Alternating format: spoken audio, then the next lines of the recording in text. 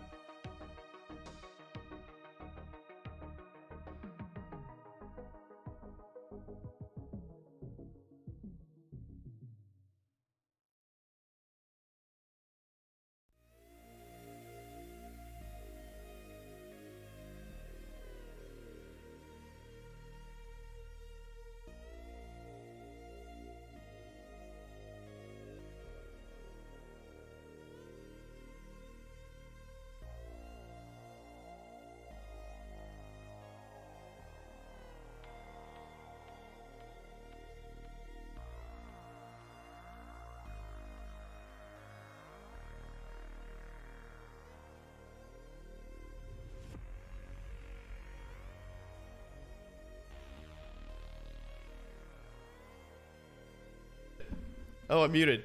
Dang it. Dude, nothing but the best. I'm telling you, this is the best stream on the internet, basically. Yeah, so I'm doing well, is the short version. Yeah, doing well. Getting excited for Comic-Con, which I fly out for on Wednesday. Yay. That's cool. Ribeye for lunch, oatmeal for dinner? I don't see anything wrong with that. Oatmeal has added protein. Of course it does. Of course. No, I'm not dressing up for Comic-Con.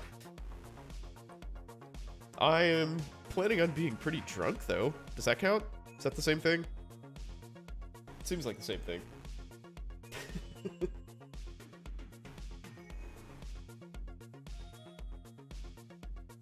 You know, there aren't as many people dressed up for Comic-Con as you might think, which I found sort of weird.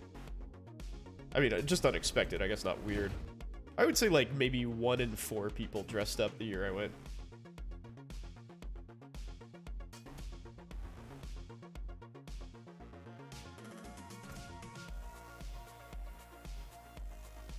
Season of the Malignant? Oh, yeah, I forgot Diablo's, like, seasons are... What is that? 2 days? 3 days. 3 days from now. But I'll be in San Diego. I won't be doing that.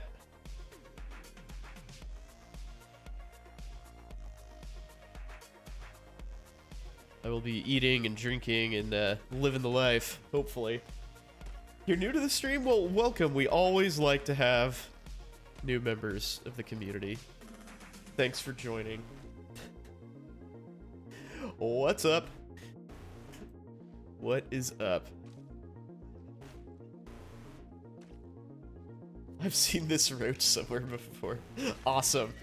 That is a fantastic, fantastic statement. Oh, there's a side quest.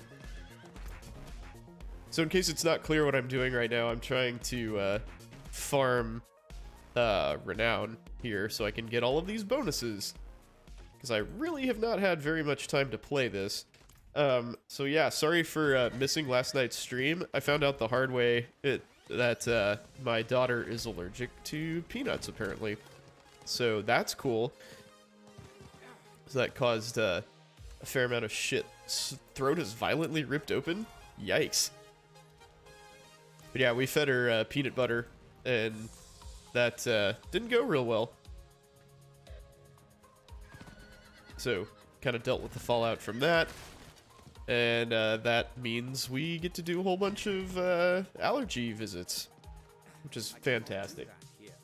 Yeah, she ate peanut butter, like, mixed with some yogurt. What do you do when they have an allergic reaction? It just depends on the severity. So hers is severe, for sure. Like, she threw up a few times and had, like, facial hives, like a facial rash, and went down to her, like, back, actually. But she didn't have any respiratory involvement as far as we could tell, so... RFK gonna blame it chickenpox vax on it? Yeah, probably.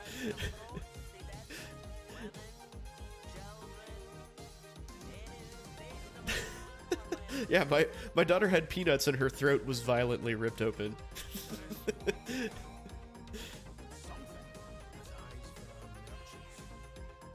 But yeah, I mean, she's okay. But if they do have respiratory involvement, yeah, it's EpiPen. EpiPen or bust. Do they have to have exposure to peanut butter previously to have a reaction later? Not necessarily, but generally you need, like, a sensitizing event to have a reaction. And she has had peanut butter, actually, on multiple occasions before, I think. At least once. Probably 2 or 3 times. But this was, like, the most that she'd had in one sitting.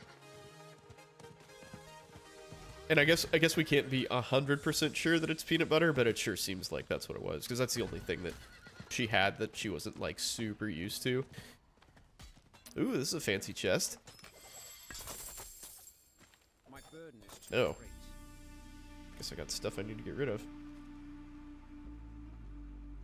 Grinding out renown before the season starts, very mad. Yeah, I just gotta play whenever I can, honestly. I don't have a whole lot of free time. And I'm gonna make a new character when the season starts anyway, so no big deal. Welcome to the stream, by the way. Good to have you. If you didn't do an EpiPen, just let it take its course. Yeah, so we actually gave her Benadryl. Bing Bong, what's up, dude? I missed you in there. Missed you in the stream of people. If you pay a chiropractor $700 a month for weekly adjustments, they can cure the allergy. Yeah, nothing says allergy cure like cracking your neck. It's perfect. What could be better? All right, let's go back to Kirigar. But yeah, we gave her Benadryl because Benadryl is actually a good antiemetic. Like it's good for nausea, believe it or not, and also has the antihistamine properties. And she could swallow and stuff, so it wasn't a big deal. But yeah, that was fun. That was super fun. But I'm here tonight at least. Carries into new season as the Altars of Lilith and fully exploring every zone. Yeah, I think, well, I haven't done the altars. Actually, if there's anything that I haven't done, it's the Altars of Lilith. So, I have mostly explored stuff. I'll get to that shortly. But yeah, like 1 of 33 altars. Like, definitely have not done very much of that at all.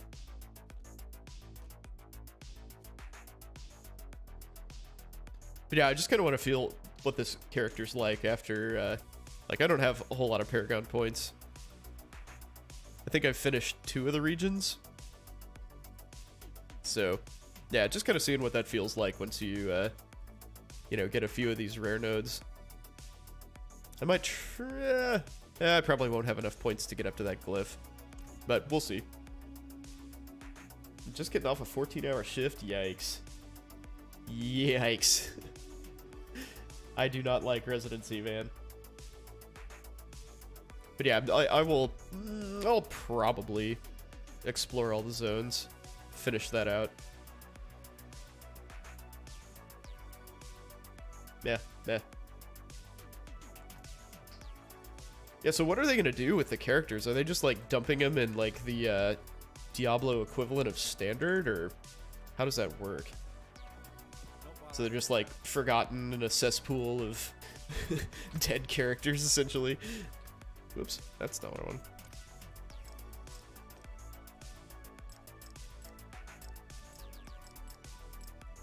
want. I've paid very little attention to Diablo ins and outs, to be honest. I'm just like totally winging all this shit.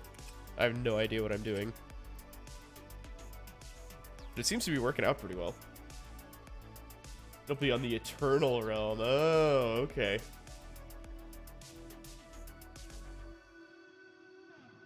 The new season story and the battle pass and stuff. Okay, yeah. I mean, that's fine. I can do that. I planned on making a new character anyway. Because I was... it was sort of like... It was a dead heat between a Corpse Explosion Necro and a Frozen Orb Sorcerer. Because that's like... nostalgia out the ass for me. Those are my favorite skills from Diablo 2, and I played thousands, maybe tens of thousands of hours of Diablo 2. I played so much Diablo 2. So I want to relive that experience. Would promethazine and Sprite be an effective treatment for cough? Well, yeah, because that's kind of what promethazine does. We're planning on having an interesting Tuesday night, aren't you? Oh, hey, Lucas, what's up, man? I did not know that. Did not know. Well, welcome. Good to see you.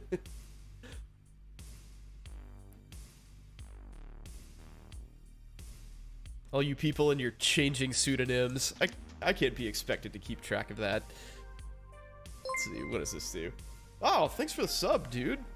Very cool. Very cool of you. Welcome in spectacular fashion. Blood Mist triggers Corpse Explosion. Oh my god. So cool. I think I have that on something else at the moment. What do I have that on? Am I just making that up? Oh my god, hang on.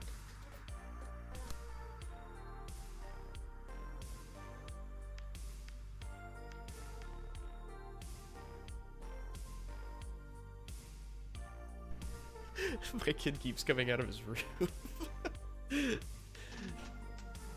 Can't he see I'm trying to stream here? Jeez. How inconsiderate. Okay. Blood mist. There it is. Are those decent boots? Nah, but I'll keep them around anyway. I could use that aspect. It's a good aspect to have. Not that I'll be using it after 3 days. So what's the deal with Medicare?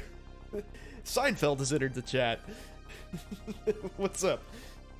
On paternity leave? What's paternity leave? Does anyone want to take a guess how much leave I've gotten for having 2 children at the job that I currently hold? Here's a hint, it's not much. Is it 0? It's very close to 0. It's 1 day for each kid. 1 day off.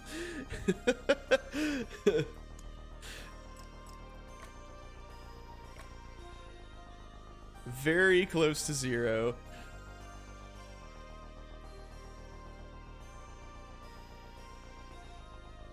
You had 2 weeks, and then you took 4 of PTO, yeah. Yeah, I just got lucky. I got super lucky and scheduled 2 weeks of vacation, like, around my wife's due date. And she delivered on the Friday before those 2 weeks started. So that really could not have been any better, quote, planned. That was a shot in the dark that just happened to work out really well. But still, 2 weeks, you know, going back to work with a 2-week-old is, you know, that's nothing. European countries that have paid leave, yeah, all those countries with like reasonable working conditions, very much unlike ours. But really, Americans don't work very hard. That's the trade-off. Is we have long days and kind of like shitty perks, but we have 9 hours to do 2 hours of work. that's the rub. And everybody's finding that out now that people were working from home. That's like the dirty secret that's kind of coming out. Is that even people who are lazy don't really work that hard. Like, or don't have to work that hard, I should say.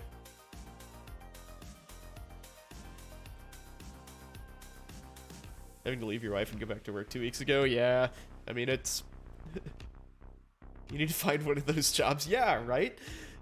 Yeah, see, that's the thing, is like, there are plenty of jobs that are not that way. Like, shit, I can't work from home. I'm on 100% of the time. I get a lot of vacation though, so that sort of comes out in the wash.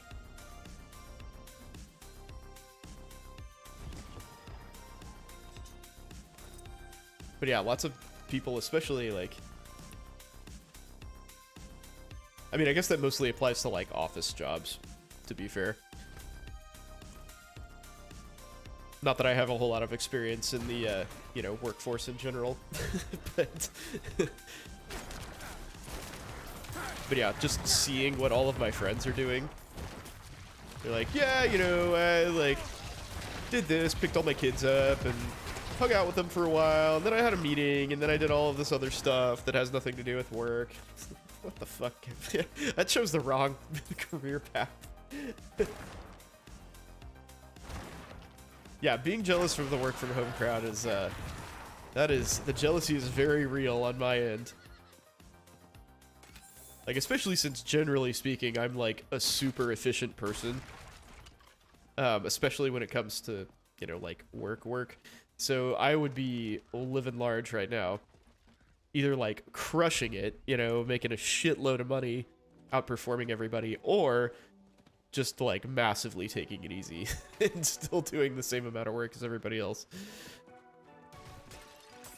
What am I looking for? Oh, merchants. Yes. Yes. Dude, these gloves that make your corpses chase stuff before they explode are fucking awesome. This is such a good item. Like, it's like almost build enabling. I love it. Slain miner. That's not a merchant. Do I think we'll have a sweetener that tastes exactly like sugar but no calories? Don't we already have multiple of those? Like, I don't know if stevia is no calories, but it's like pretty close, right? And then, you know, aspartame kind of does that, but also makes you have a second head, as we're finding out. You know, that's okay. Or third head, depending on how you look at it. There's that merchant. Worn insignia. Alright, Torben. Am I bleeding? Where am I going? There we are. Monk fruit. No, they do taste off. I agree. I'm glad somebody said that. I think that, like, zero sugar and, like, low fat stuff, or no fat, all of these, like, weird chemically processed unnatural foods taste different. They taste like they have, like, chemicals in them or something. Aspartame isn't nearly as bad as it appeared to be on those initial studies. I don't know. I haven't paid any attention to that because I don't really drink soda, to be honest. I just kind of heard that, and I think it's a funny tidbit. The last time they visited the Highlands, Brion burned. Monk fruit? I guess I don't really know what monk fruit is.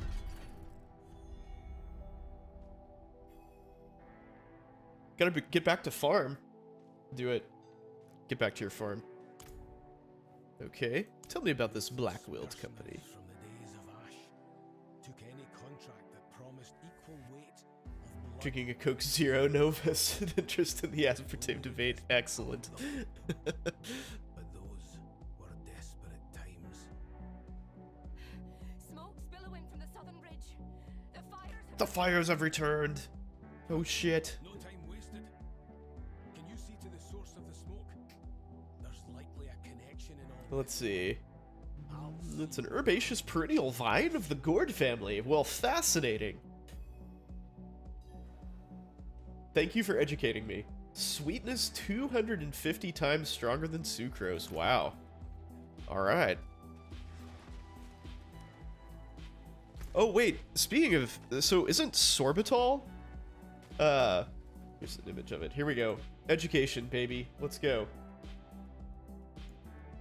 Organic monk fruit sweetener with erythritol. Cool. I probably will never buy that. But you should. Monk fruit.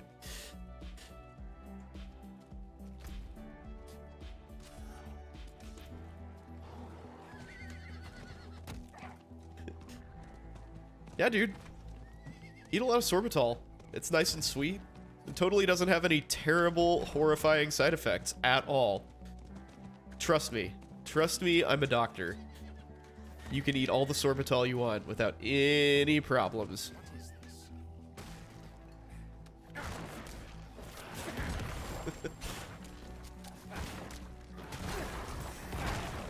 Trusting because you're the doctor. Excellent. So go do it now. Just have a lot of sorbitol. So for anybody who doesn't know what the joke is, sorbitol makes you shit yourself. Like, violently. I do want you to break in your new bidet. Which you totally have, right? Oh, charred pyre. An indoor pyre, huh? That is brave. No, I'm not the bear.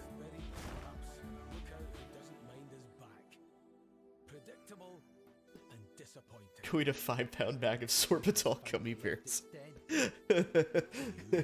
Yes, this is the way. I gotta get Discord back up. Oh, are they killing me? Oh, shit. Okay. Discord can wait. Sorry, guys. I can't see what you're saying.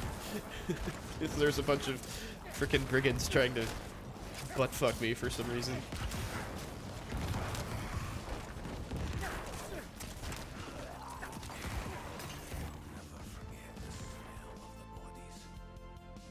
Right, so this needs to be brought up again. There we go.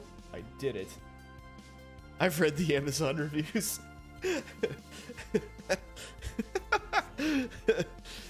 Did that not encourage you to try it? Scripted our lot to defeat Astaroth. Our ruthless tactics were put to measure, and with time, The demon was defeated. Yeah, part of the reason I'm doing this is I actually kind of like all the stories for the side quests.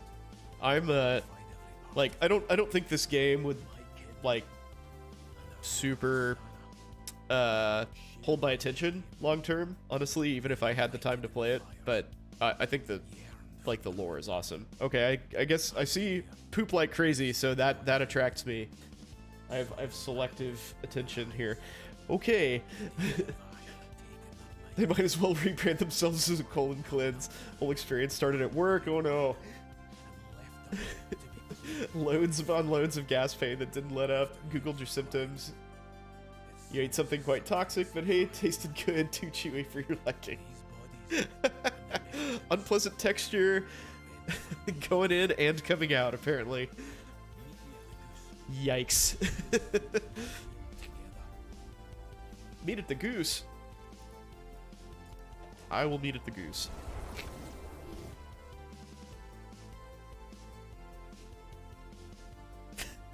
Why does this stream always like come back to like shitting yourself or like butt play or something? I don't know. I'm sure that's my fault somehow.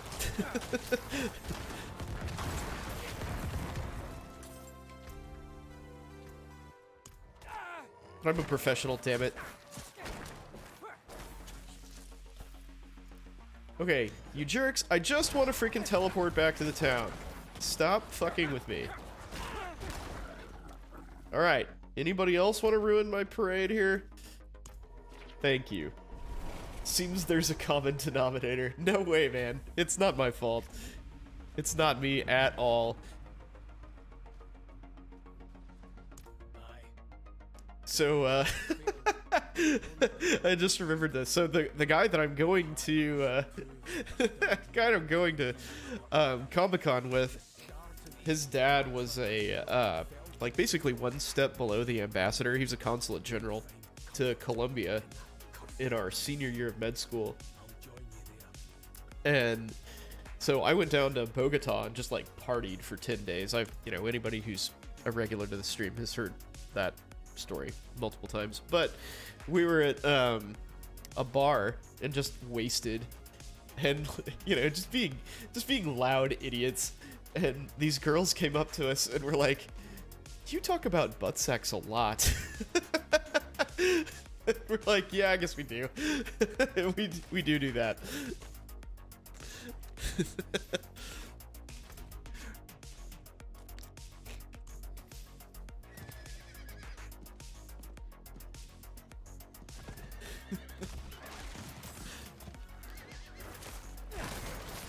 That's the Colombian women pickup line, apparently. So next time you guys are in Bogota, keep that in mind. I wish I was there for that conversation. Yes, you do. That was a crazy ass trip, man. Yeah, those girls actually like tried to pick us up, basically, but I had been dating my now wife for probably, I don't know, 7 months at the time or something like that.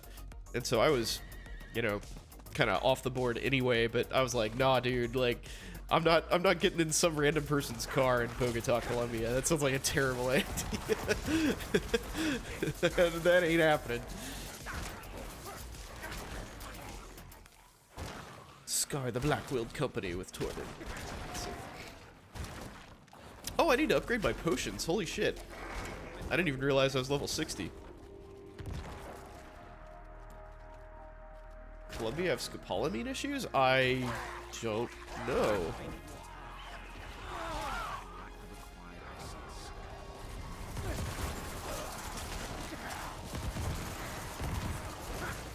Done trips to Medellin? Oh, shit. I don't think I would be, like, I know Medellin's, like, very different than it was during the, Escobar days, but I don't think I'm quite that brave. We wanted to go to, crap. Coastal resort town. Alright, you son of a bitch, stop raising these guys. What was it called? Man, okay, now I have to look it up. But yeah, there was a coastal like resort town there that was having the Summit of the Americas while we were there, and because of that, we couldn't really get there very easily. Beach resorts, sure. Cartagena, that's where you're gonna go.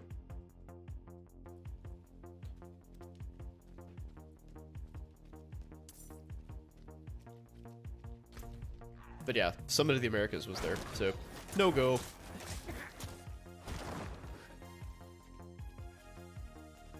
What am I looking for? Black-Willed Company, sweet. Let's do it.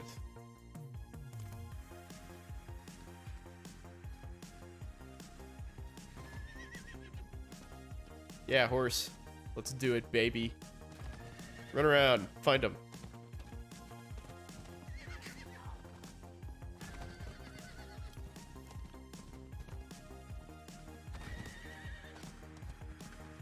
Alright, so should we talk about Medicare and why they suck? Or at least some of the reasons why they suck. So yeah, as most of you know, we've had some nice legendary level inflation over the past few years. And apparently the government is combating that and helping out physicians and other healthcare providers by routinely cutting reimbursement rates. So CMS, which is the Center for Medicaid and Medicare Services, I believe is what that stands for, announced that they would be slashing reimbursement basically across the board by about 3% next year. They also did that last year, and the year before that, there was like a bonus 3% something or other, blah blah blah, that expired, and they just kind of allowed that to happen. So there's basically a 3% cut before that as well, and then the year before that they cut it by 1%. And then in addition to those things, there are, you know, it seems like every year, okay, this guy breaking my balls. Yeah, it seems like they sort of like pick on one thing. Like I think either last year or 2 years ago it was scopes, like endoscopies. And GI reimbursement has just been getting hammered recently. For a long time it was pain procedures. But for those of you who do not know, oh, there we go. I guess I found what I was looking for. So reimbursement from Medicare and Medicaid is already like a third of what it is from private insurance. So it's already terrible. So don't go into GI. Well, I didn't say that. It's just you make less. Less doesn't make you make a bad living. Same with pain. You know, if you have a busy pain practice, you can still make 7 figures.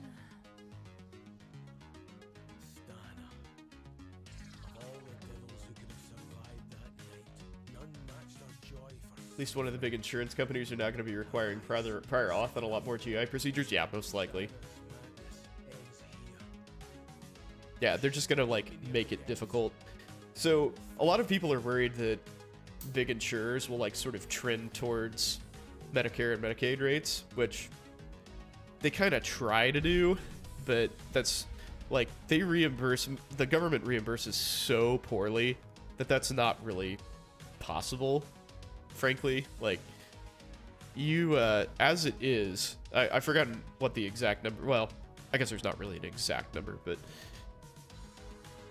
the rough number that you need to, like, where you need to start having subsidy for your practice is about 30% Medicare and Medicaid patients. So if you have more than 30% Medicare and Medicaid patients, you cannot sustain, like, a market income. And that basically describes every single medical practice that's like, you know, hospital-based, basically, or even clinic-based.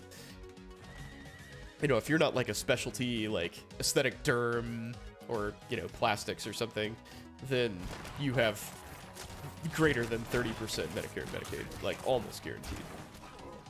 Because old people, Medicare, need the most health care, right? It just kind of makes sense.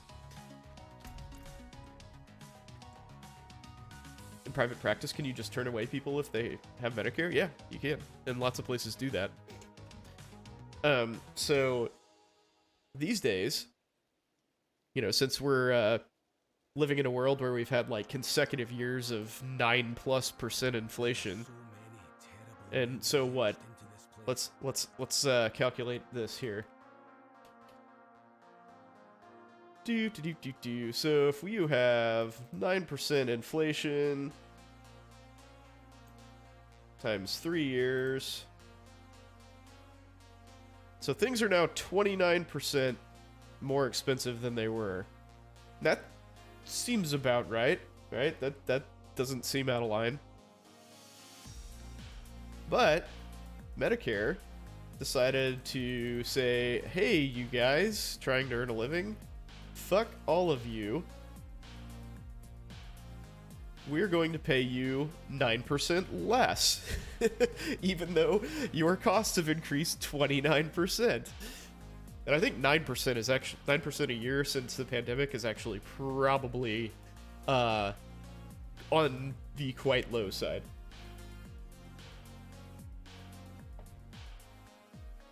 That would be my guess, at least.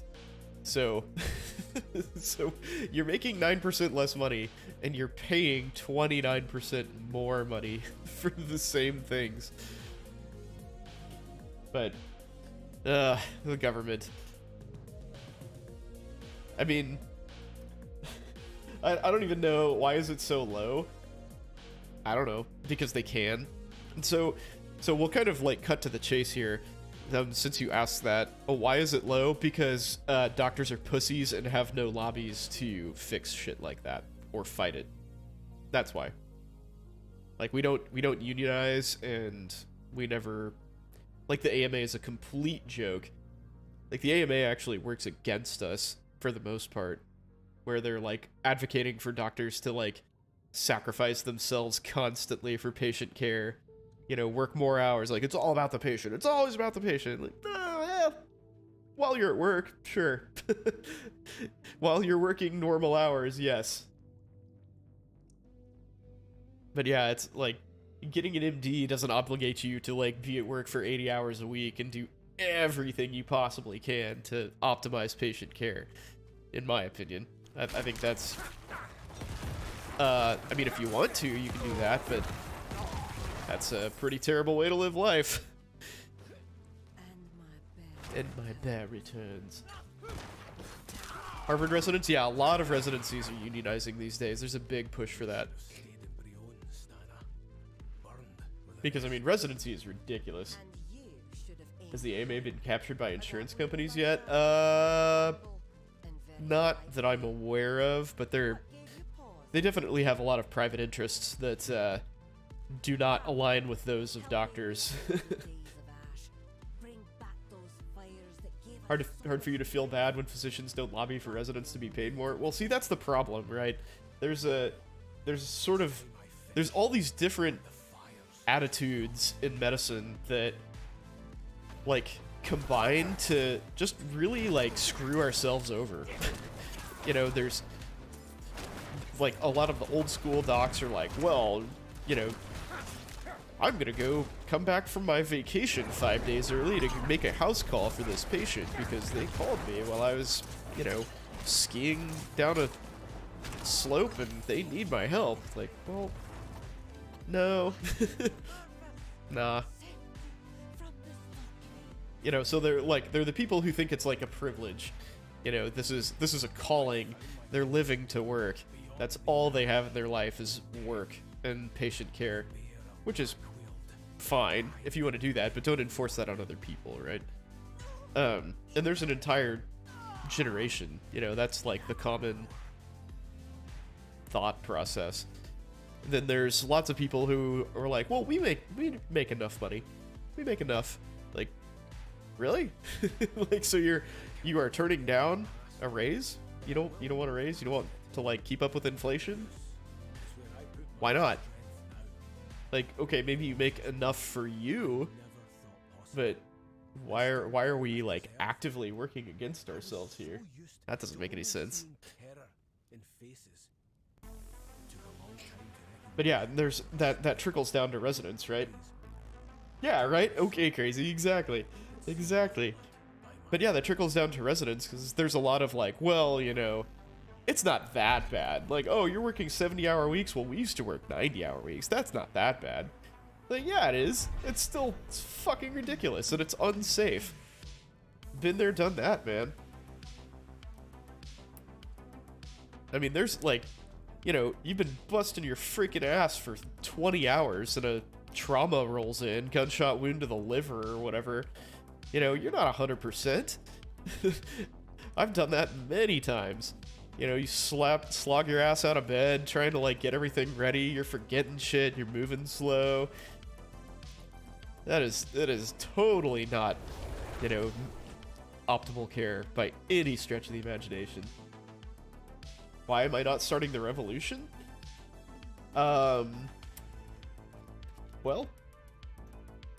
I don't know. I don't have a good reason for you, honestly. But knowledge is power, on that note. So the more people know about how badly they're getting screwed over, the more likely it is that, you know, folks in the future unionize and kind of break away and get educated about finance and law and all that sort of stuff. And that's how you fight that. Because historically the problem, and currently the problem, is that, I mean, residency is a monopoly, right? Residency is 100% a monopoly.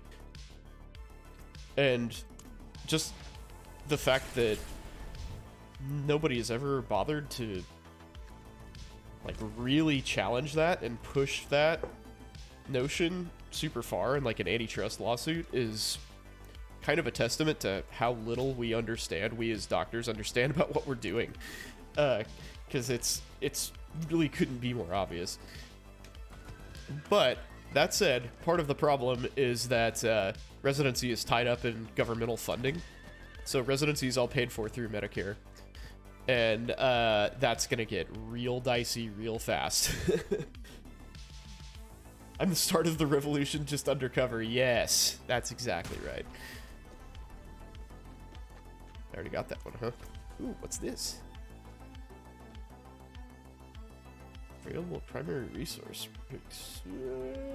Maximum benefit. Okay. That's decent, I guess.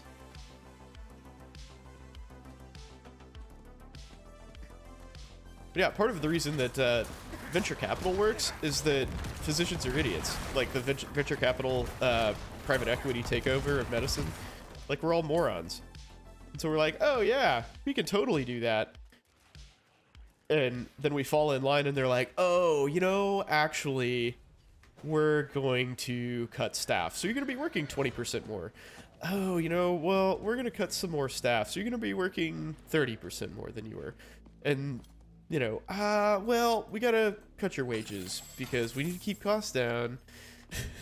And the cycle continues, right? And then we get stuck and we don't say, hey, fuck yourself and leave, you know, as soon as we possibly can. But yeah, it's bad. it's real bad, and there's a lot of stuff that needs to change. Anyway, the point I was trying to make is that residents are, and I mean, really are locked in to these contracts, right? Like, it's super difficult to get a different residency if you get kicked out of one. So if you're uppity and they find a reason to terminate you, you're in bad shape. Like, you're in really bad shape. And that's a huge risk to take when presumably you're a couple $100,000 in debt, don't really have a whole lot of other options in front of you. You know, you probably have to pivot careers or something. You know, take your MD into the private sector. which is very lucrative, and you can do that, but it's, you know, it requires a whole different knowledge base than what you're, you know, what you've been trading on. So, I mean, the fact that they gotcha is a big issue. And also, like, academic institutions, generally speaking, are like billion-dollar companies. You know, they have huge legal departments, and they know what they're dealing with. They're not stupid. Like, they've got their thumb on all these issues, so they know, you know, you're gonna have to go explain to some healthcare lawyer, like, what the situation is, because they don't necessarily know that. But, dude, the hospital lawyers, their legal team is on it. You know, they see this coming a mile away. All these places are unionizing, and they're like, okay, how do we stop this from happening? You know, when our residents come to us and they threaten to strike, what do we do? And they've got plans. They're ready to go. And by contrast, we're residents. Or, you know, residents are poor. You don't make shit for money. You don't have any time, you know, to, like, devote to this effort. So you're like an ideal prey population, basically. Because you're stuck, you have no time, you have no money, you have no knowledge outside of medicine, for the most part. I mean, you're very exploitable. Very exploitable. That said, hospitals are set up, well, hospitals with residents at least, are set up so that they will basically instantly fail if residents walk out. Like, the staff there are not prepared to do that volume report. And really can't. I mean, even if they were, like, functional on, like, what I do on my level, like, for private practice, you know, like, running lean for years and stuff, being used to that, there's just too much. There's too much for the staff that they have to adequately handle. And all those people are totally unused to that anyway, for the most part. You know, they've had years of a very slow-paced lifestyle. And if they suddenly had to, like, really bring it, that would go real bad. Go real bad. And I mean, they'd lose millions, probably hundreds of millions of dollars if residents were out for a week. They would lose tons and tons of money. Patients would suffer too? Yeah, exactly. That's part of the problem, right? They kind of hold that over your head. Like, oh, well, patient care, you know, you're abandoning your patients. I mean, yes and no. Like, if your physicians that you have on staff can't cover these patients, then who's abandoning who, right? Like, we're trainees. Residents are trainees, right? They're not supposed to be the ones in charge. But that's still a, you know, a like, tug at the heartstrings that they, like, have used, for sure. There have been many official statements issued, you know, like, basically threatening residents who were gonna strike. Like, you're abandoning your patients. Like, well, no. I'm in training. That's not possible. They aren't my patients.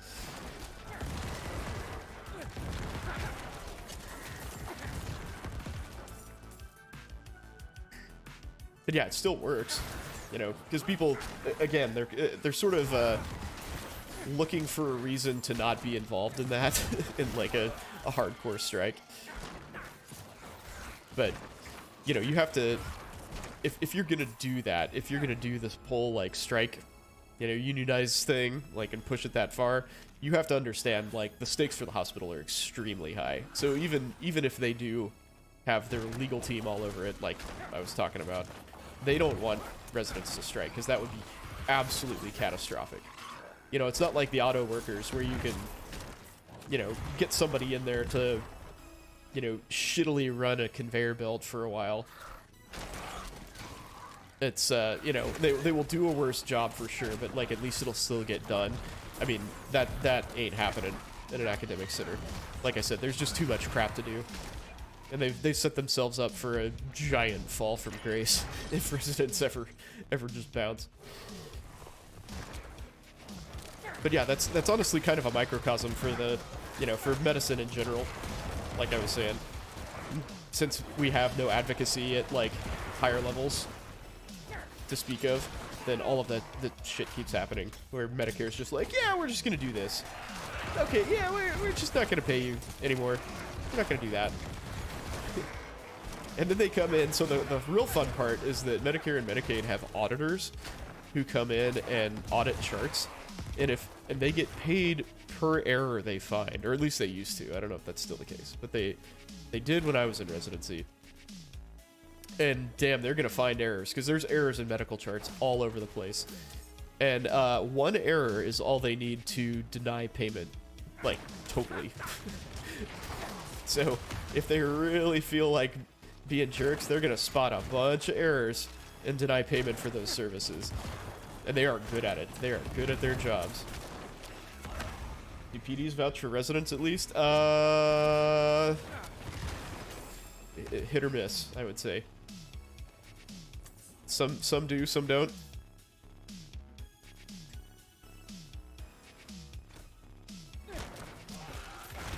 I mean, because they're at risk too, right? So if they're going to bat for you, like as residents, and you know the residents are talking about a strike, that's gonna look pretty bad for the program director. Like that might jeopardize their job too.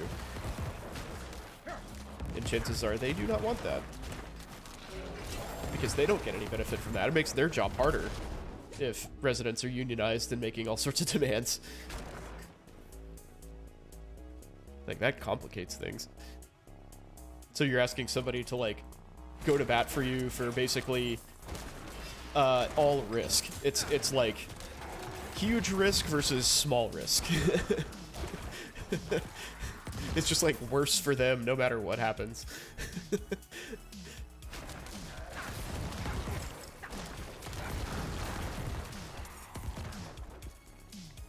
I just want to dink. Yeah, that's a good way to go.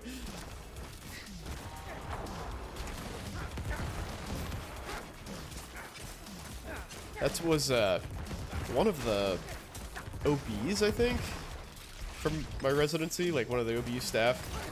She obviously was an anesthesiologist, and her husband like owned a business of some kind, I think.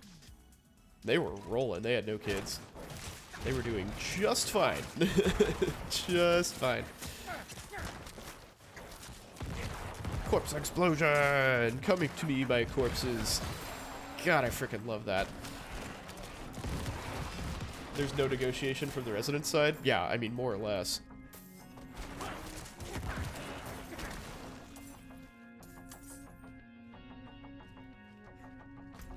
I mean, in most of the places so far, it doesn't sound like the residents have had, like, particularly, like, landmark demands. They've pretty much just been like, we want to be paid a little more. You know, nobody's actually saying, like, guys, we need to be paid 6 figures for this job, because you do. I mean, in many ways, a senior resident is more effective than an academic attending in probably the majority of cases, but they make, you know, $60,000 to $70,000 instead of several hundred, and work 50% more, at least, maybe more than that.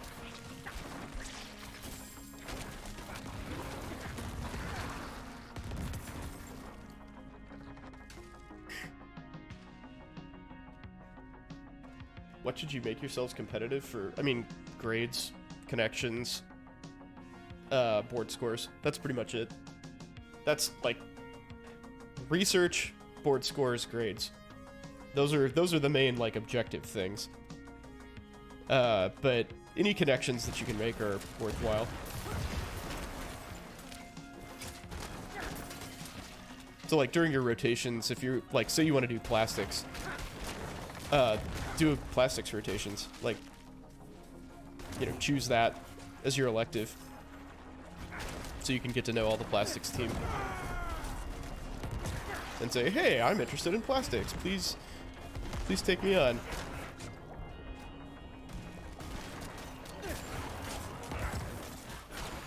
How important are connections? Extremely. During, like, training, not very. After training, it's probably the single most important thing. Not probably, it is the single most important thing, is connections and networking. 100% most important thing.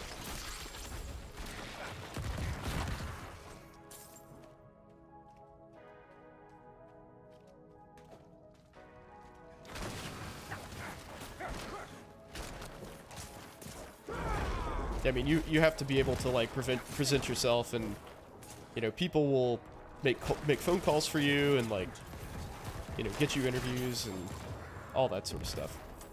Connect you with your friends or with their friends. Yeah, connections are paramount. Networking is key to almost anything in life. Yes, agree. Yeah, once you've you know, gotten through all the tests and shit, and I mean, like, if we interview you, like, at my group, it's just all about, like, whether we like you or not. I don't give a fuck if anybody, you know, got a fucking 45 on the MCAT or whatever. What's the max score now? Like 530 or something? I don't know how that shit works. But, yeah, I don't care. I don't care what your board scores were. If I can, like, if you seem safe and I want to, you know, I can handle working with you every day, then great. So if you know to get that interview, then and you're a cool person, then you're good. 528 is the highest. How much so for getting into residency? Probably a lot less important, honestly. And like, unless you have like a really good connection and they write a rec letter for you, or, you know, make a call to the residency for you. Like, I had a guy in our department who is really well known in the anesthesia community nationally. Like, he does tons of stuff with the ASA and does a lot of like just medical education stuff in general.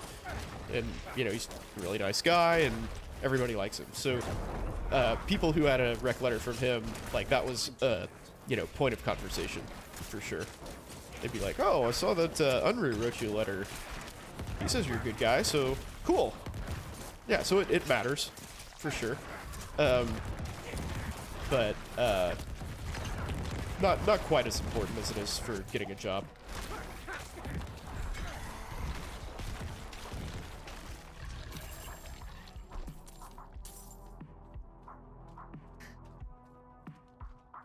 But yeah, so the Medicare thing, we really went down the rabbit hole on that one. Should you make connections with physicians and research at other schools? Yeah, if you can. Why not? Yeah, so Medicare cutting costs 3%. So I kind of alluded to the notion that other insurance companies will try to do the same. But I think they know that that's, you know, they will try to slash their costs as well, because why wouldn't you?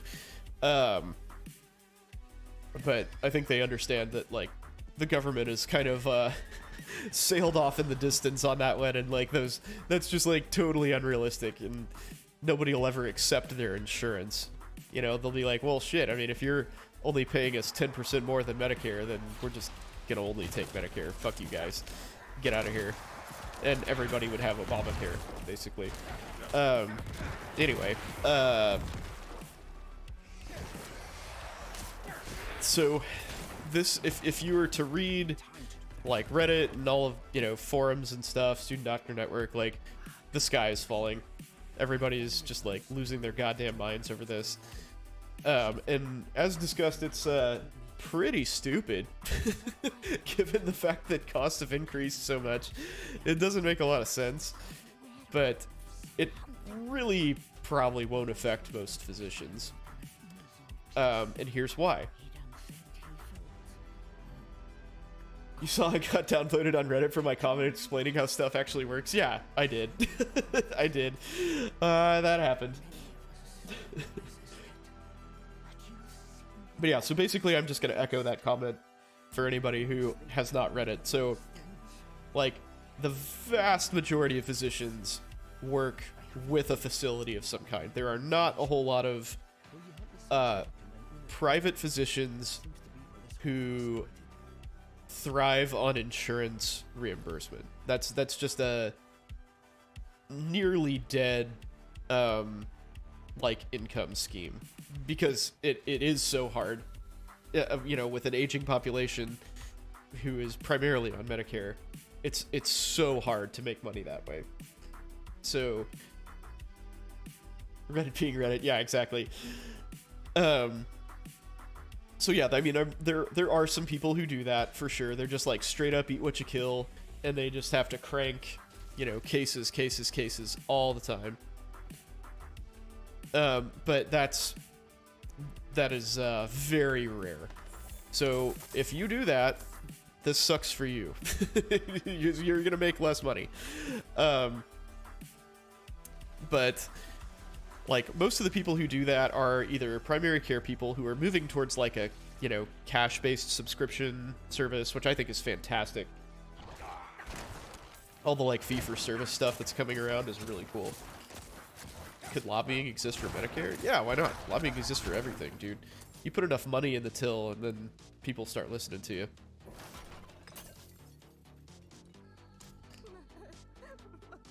My Deidre!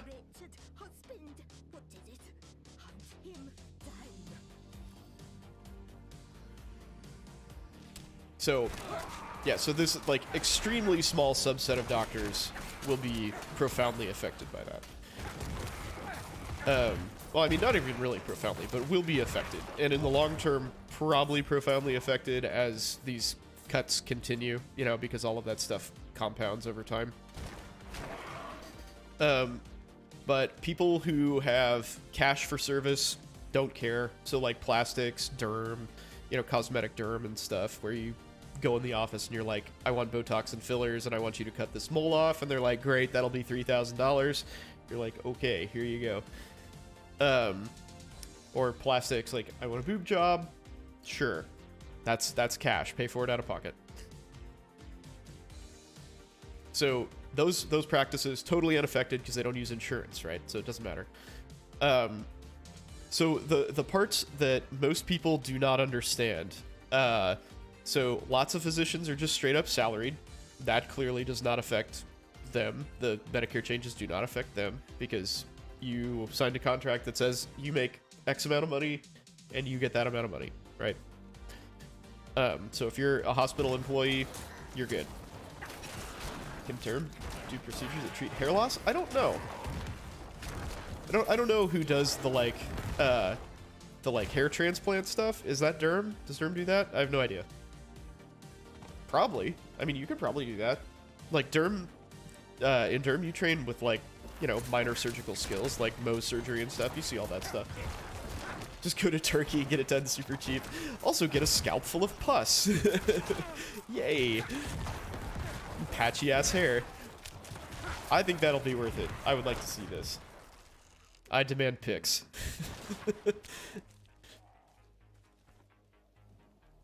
Plastic stock that was performing hair loss treatment? Yeah, I mean, that exists. Yeah, so here's the sticky part. So people who are contracted with healthcare facilities, be it hospitals or clinics or whatever,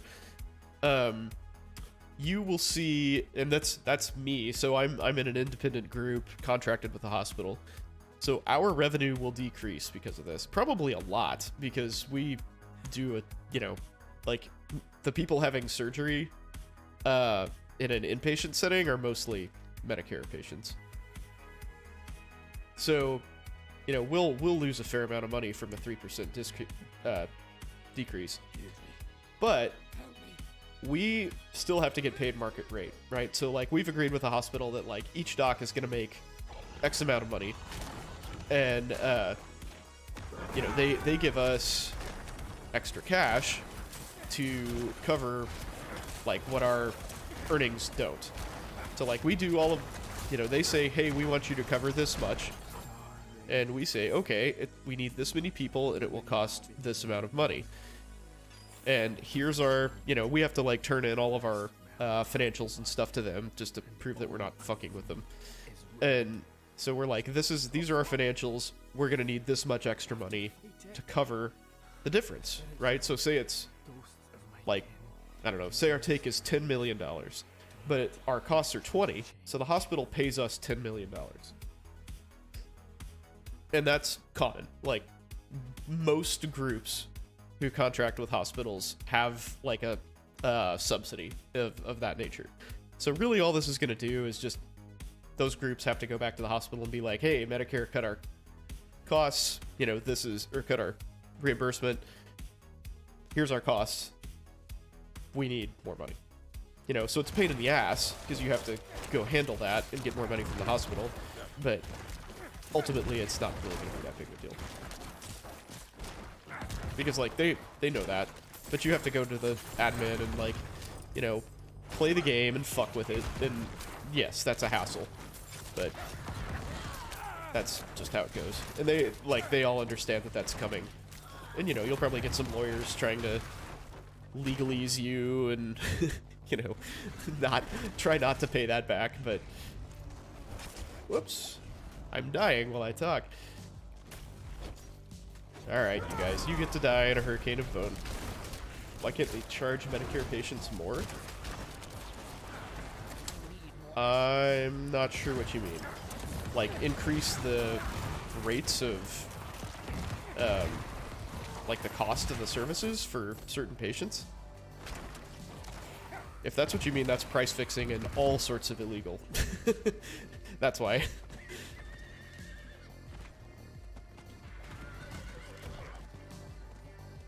Where does the dollars come from for the hospitals to match the prices? Well, wherever, like, so the hospitals will charge, so this is where it gets really complicated. So there's this huge circle jerk between hospitals, insurance companies, and, like, equipment providers, and, like, basically everybody who wants to charge money, and it all ends up with the consumer getting screwed. So basically, like, hospitals charge more money, insurance companies see that bill and say, no, you know, we're going to adjust it to this rate. We're going to pay this much. And the hospital says, okay, and then passes that bill along to the patient. So basically the hospital collects more money than the providers see. So the hospital has all sorts of fees, like they have facility fees and, you know, like, they charge for frickin' everything, and, like, all of the equipment is upcharged just ridiculously. So they have a lot of margin and stuff that isn't necessarily the, like, service performed, if that makes sense. So that's where they make their money. Could he be hearing it too? Tonight will be my last attempt. I can do it.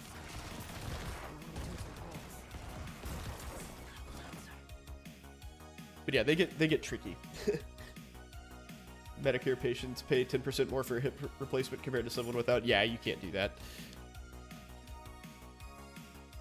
They will burn you for that.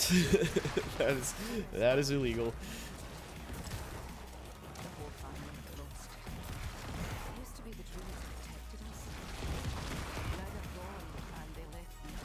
Now, that's not to say that you can't find reasons to charge more for things. Like, you could say, well, this patient has all of these different things, therefore we need to do X, Y, and Z.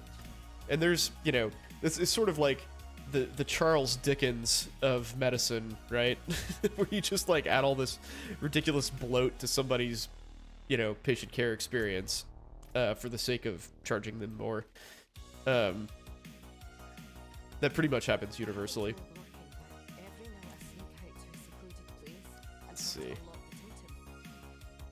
Because that's just the dance we do. Disturbed arachnid tunnels. Sure. Medicare discussions confuse me, so this helps to hear. Yeah, I mean, it's very confusing. And that's, like, I think, honestly, probably at least a little bit deliberate. Because if you, like, have no idea what's going on, you're much less likely to, like, dig into it and question things.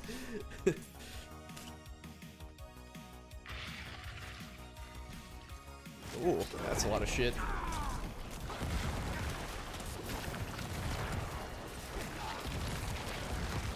Get vulnerable, bitch. Yep. Absorbed.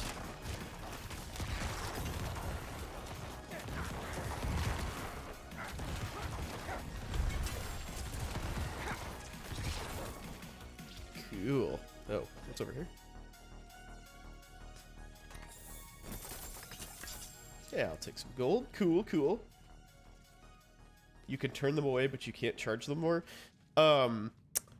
So that gets a little dicey, and you kind of get into medical ethics with that. So private clinics can turn people away pretty much no problem. Hospitals, it's a little dicier. So I can't really speak to the exact legality of how serving patients works, but like if you have the facilities to care for somebody and they show up on your doorstep, you're pretty much obligated to do it. And if you cannot care for them, I think you are like there's some sort of like minimal requirement for like getting them transferred and getting them the care that they require, like getting them to a facility that does have what they need. And again, I don't. That's EMTALA, I believe, mostly for like the emergency medicine. If Aranis is here, maybe he knows a little bit more about that than I do. But yeah, it gets complicated. But like outpatient clinics and stuff, it's a lot easier because they're elective procedures. If you have a like medically necessary procedure that needs to be done, then facilities that can provide that are like kind of on the hook if you show up. He complained of odd dreams. Could he be hearing it too? Where the hell I can feel it. is the last thing? Is this it? I went to the under roof. There it is. Wait, do you hear that? Oh, do I have to fight something crazy in here? I probably shouldn't have used that. Oh well.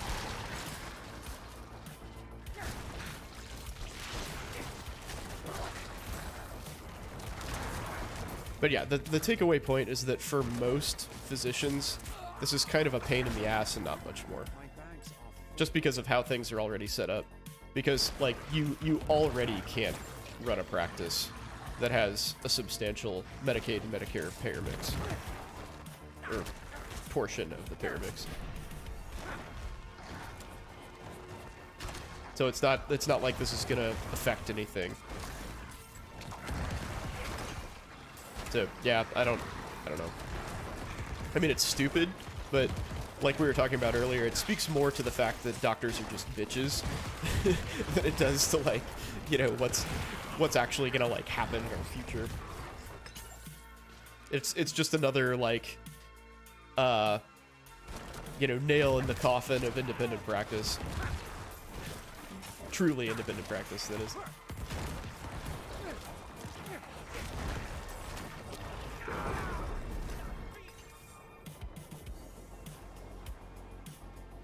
Yeah, got him. Now we know where the werewolf problem came from.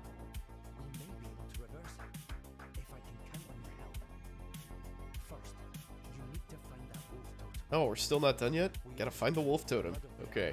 Perform the ritual at each Was there ever a time when you could run something on Medicare or Medicaid? and meet you back at race. I don't know. Not since I've been in medicine. Maybe. My bags are full. I mean, and there were certain services for sure. Like I was saying, like pain, GI, those are still workable. But it just becomes more of a volume game if you're doing that. Like I think back in the 90s, pain reimbursed like freaking crazy, like super duper well. And it just like it got nerfed a whole bunch of times. So I think you can still make it happen, but you've got to be doing like, you know, 30 plus procedures a day, which is a lot. there are a lot of services that do that though. There are a lot of places that push through that many patients. Lots of pain docs transitioning back to general anesthesia. Yeah, for sure. Yeah, pain has been hit super hard. Like we stopped doing it. We dropped our pain service 4 or 5 years ago. Because it just wasn't like, it wasn't sustainable, and like there are a lot of other reasons we did too, but it just wasn't really worth our time. This is the short story. Hey, Renus, what's up, dude? Hey, we were just talking about, I don't know if you heard the previous discussion, but you probably will know more about this than I would. Yeah, exactly, you were requested earlier. So, what do you know about, like, EMTALA guidelines for turning patients away? Or, like, arranging for them to be transferred if a facility cannot adequately take care of them? Because I don't really know too much about that, honestly. Like, for the most part, people just show up and somebody says, hey, we're taking this guy to the OR, and I'm like, okay. I don't really have a whole lot to do with, you know, whether or not somebody stays in our facility or not. Most of the time. Now, there definitely have been times where I'm like, dude, we can't do that case. We gotta get him out of here. But, yeah, for the most part, if somebody schedules a surgery, I figure out how to make it work the best I can.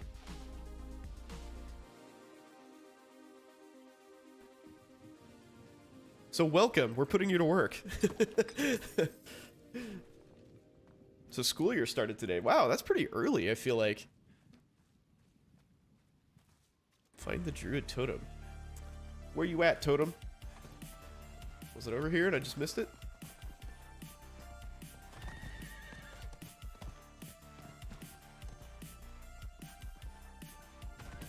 Can't turn a patient away, have to evaluate and stabilize. Okay. Transfusion is higher level of care. Service is not at this hospital. Okay, fair enough. Yeah, that's kind of what I thought, but yeah, we were talking about how that like compares with you know, like private elective clinics and stuff.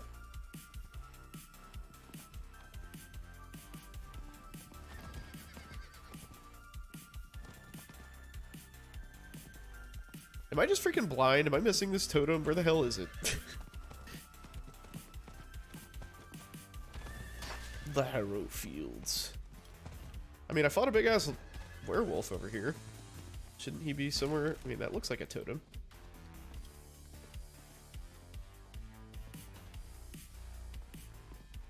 Lost Pack. Lost Pack does not have a totem in it, as it turns out. What was that? What was shiny?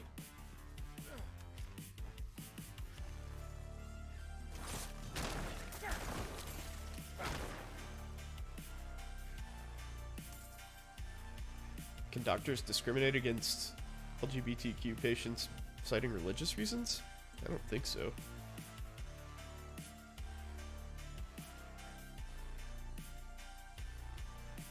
Freestanding EDs and urgent cares don't typically fall under EMTALA. Interesting. Okay. I did not know that. It's Medicare that doesn't want to work with FSEDs and urgent cares. Okay. Well, alright then.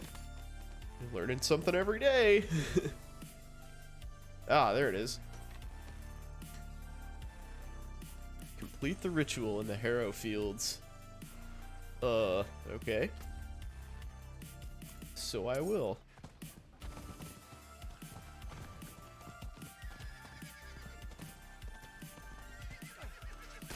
Yeah. Bring it on, bitch.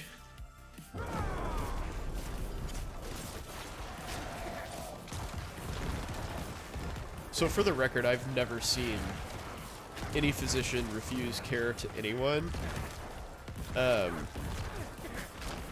for any reason other than lawsuits. Like, I've seen patients be like, you know, say something maybe kind of half jokingly, like, hey, if you screw that up, I'm gonna sue you. And then the doc's like, nah. Nope, not touching that. Yeah, so don't do that. That's word of the wise. Don't threaten your doctors with lawsuits, even if you're joking. It's a bad idea. EMTALA only applies to hospital-based EDs that accept Medicare funding. Oh, okay. I did not know that. State, so sometimes it's a state-based thing, but without Medicare requirement. Okay. So states kind of like piggybacked on that, and they're like, yeah, that's a good idea. We should have everybody do that. I mean, fair enough. Would I turn someone away if they joke like that? Fuck yeah, I would. Absolutely. Yep. I mean, unless they were having an emergent surgery, I'd be like, well, I guess you're not doing that here, huh? And I tell people, so a lot of, you'll find that people respond to stress in weird ways. And a lot of the time they like try to grasp for control. And so sometimes people who are like difficult IV sticks or something will be like, you get one stick, you get one try, you know, and those people who, you know, threaten you like, I'm gonna leave if X happens, and X is like a routine part of their care. I basically counsel them. I'm like, look, don't say that, because you're basically just, so first off, you're outing yourself as a difficult patient. Like, everybody knows that basically everyone who says that is going to be a pain in the ass to work with. And you're just setting yourself up for failure. Like, you're starting an adversarial relationship, and, you know, nobody's going to want to be around you. Like, if you want to get up and leave after somebody misses your vein once, that's great. You know, fine. We're not, this isn't a prison. Just do what you got to do. But, you know, don't be assholes to these people who are, you know, trying to take care of you. There's no reason for that. Have I ever had someone who joked or threatened me like that? I have not. But I've seen it multiple times. I think most people have enough sense to not do that.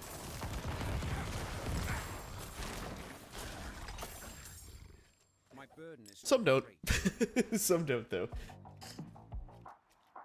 How would I tell them I'm turning them away? Very bluntly. I'd say, hey man, you said X, therefore I don't feel comfortable taking care of you. Sorry.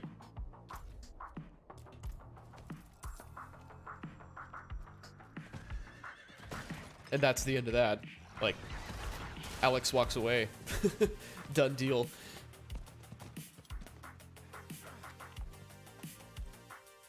While you were gathering everything, I was researching the ritual we need to perform.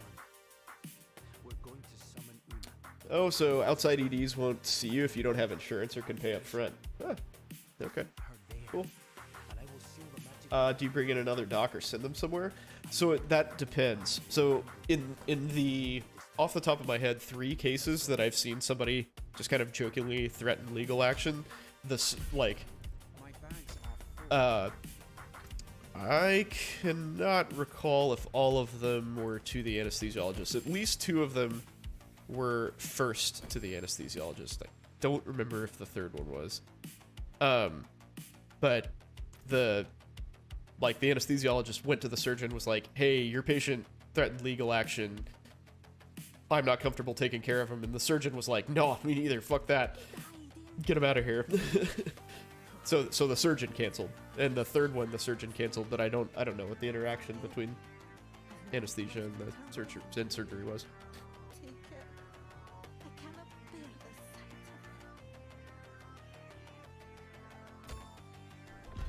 of. So yeah, that's pretty much universal thing. Like, nobody's gonna be willing to take care of you if you are a jerk.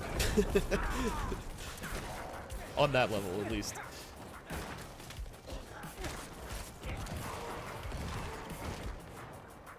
Alright, what else do I need to do here?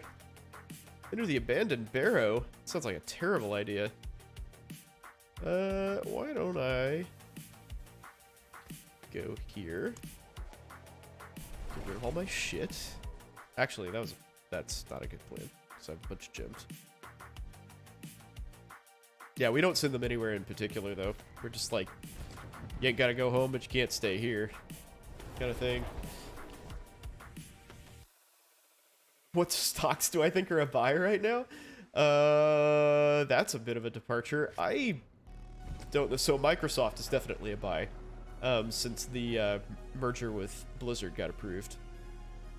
That's gonna be a big deal. You might be jumping the shark on that one though, because that's sort of old news.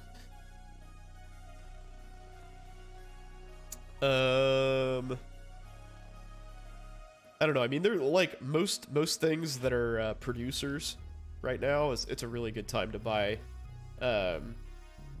you know, Amazon or like Target, like retail stuff, because the holidays are coming up. So you can just hold it for 6 months and ride that increase. Once the news is out, time to buy his pass. Yeah, pretty much.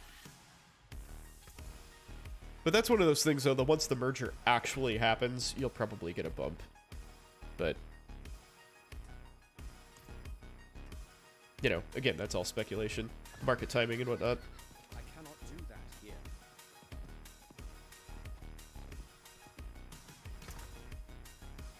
Yeah, I do not know what my portfolio is doing. Oh. Uh-oh. I apparently have to watch a TikTok live. Well, maybe I should I just watch it live on stream? I can do that. I have a TikTok account. Okay, let's do it. Yeah. Yep. Okay, here we go. My Dick's Insider. Look at this guy's character name. What the hell? He's level 69. It's amazing. That is amazing.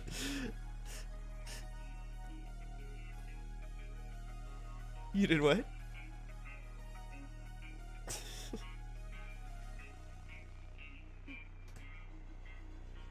This won't get me banned, will it? No. Okay. Let's see. I don't know, like...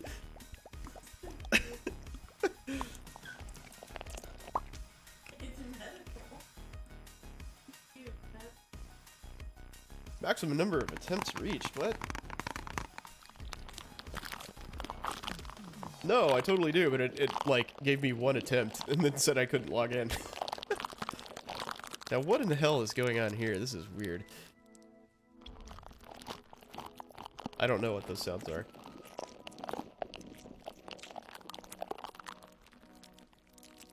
Okay, I will.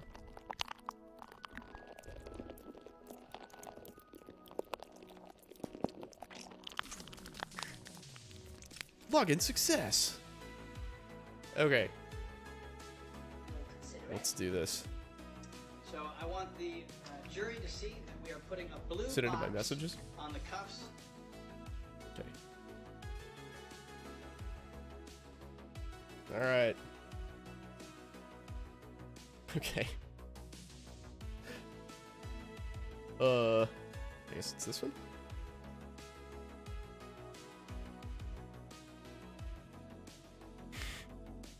Oh, come on. There it is. Alright, let's pause this. Here we go. What's gonna happen?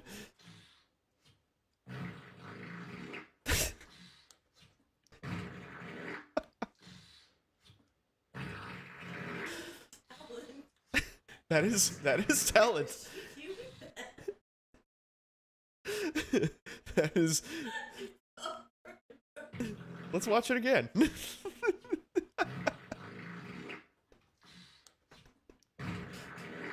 I don't think that's poop. Dude, you can like hear the air rushing in. That's ridiculous. And again. I don't think so. I think her pelvic floor is fantastic. I think she's good to go. I don't know, man. Dude, she could probably like fire babies out of there. She's just like.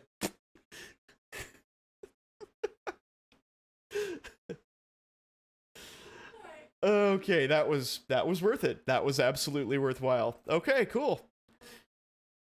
You get okay. You can practice. Okay. Oh man. And that's my wife's contribution to our stream tonight, guys. I hope you enjoyed it. This is why I like men. Oh man, that was good. That was really good shit right there.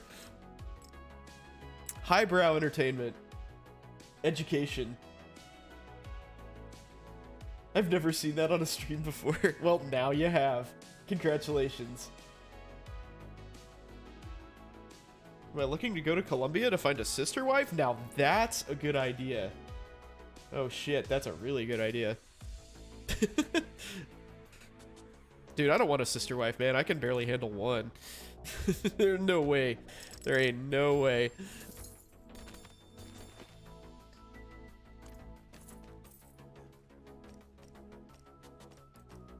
That just sounds like asking for problems. So many problems. Accelerating choker? Really? Okay. Alright. I'm over it. Let's go.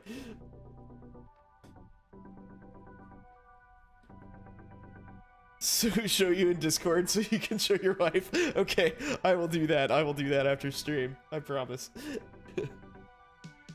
A sister wife? So that was popularized by that weird ass TLC show where they have like the polygamous dude in Utah or wherever the hell he is.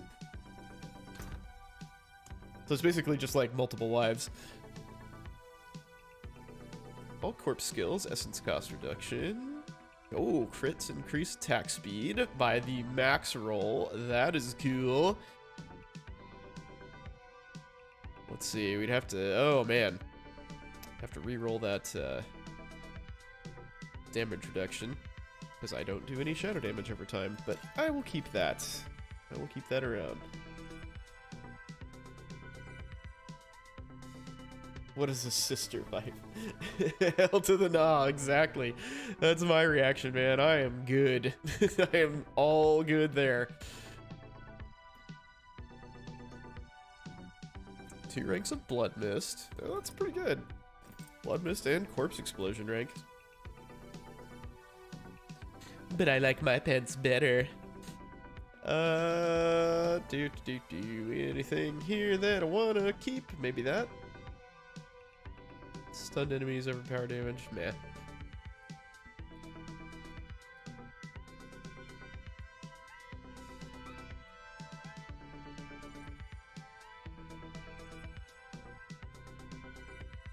That's pretty good. Sure, I'll keep that. That is solid. I need to bust into tier 4 at some point, I guess, just to see what that's like. Or maybe not. Maybe I don't. Just say fuck it and wait till the league comes out. Probably not gonna play the league for very long though. Is it misogynistic if in Islam men are allowed multiple wives but women are not allowed multiple husbands? I mean, isn't that sort of a like legendarily misogynistic like social structure? So I'm gonna go with yes. This will do nicely.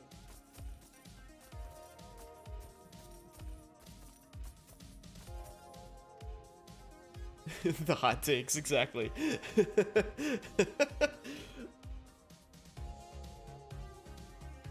sharp, my friend. The hottest. Only the hottest.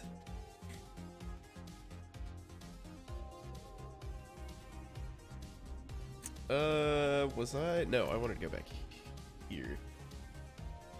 Trying to figure out the physics behind queefing. I mean, I think that's just a very interesting accident of pelvic floor strength. Just, I mean, you could hear her like vacuuming the air in. It's so gross. It's so weird. I wonder how you cultivate that skill. Your body hates vitamin D. Happy little accidents. Where you just like, you're like, hey, I guess I can do this. That's cool. What's that? The forces of evil have been alerted to your presence. Oh, is this a Tree of Whispers thing or something? Yeah, I guess so.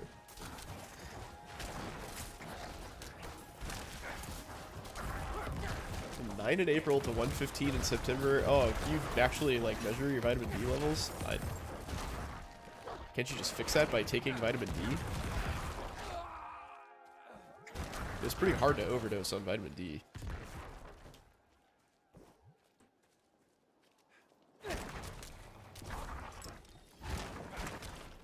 And I'm sure somebody's done it.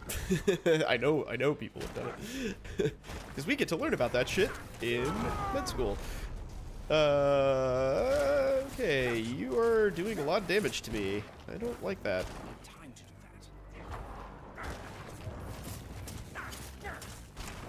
do You want to give me that vitamin D? Yeah, I knew we were going to go there eventually. Thanks for that. Ooh, I got a Paragon point.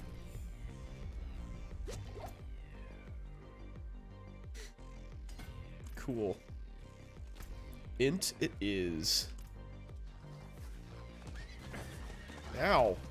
You jerks.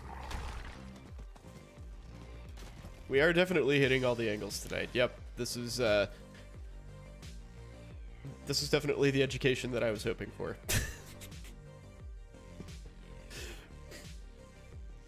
Oh man. This is it. The abandoned barrow.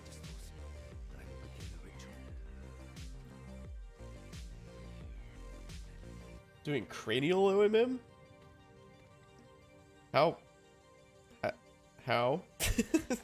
What is there to manipulate?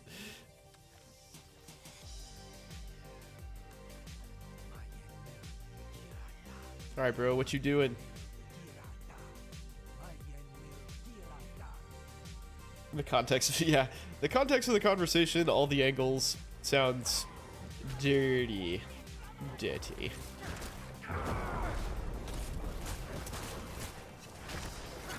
So Una, I'm gonna need you to generate some corpses so I can blow you up with them.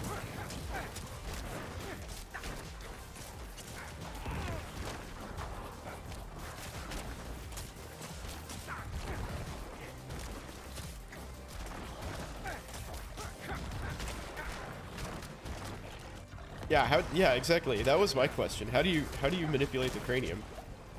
Like, it seems like you're fracturing someone's skull. I mean, and last I checked, that's probably not a good thing. Sorry, it came to this. I'll seal the barrel later, so no one else will be tempted to repeat Una's mistake. Meet me back at race day. You give them noogies. InfoSquid, what's up? How are you? Medical noogies. Hilarious.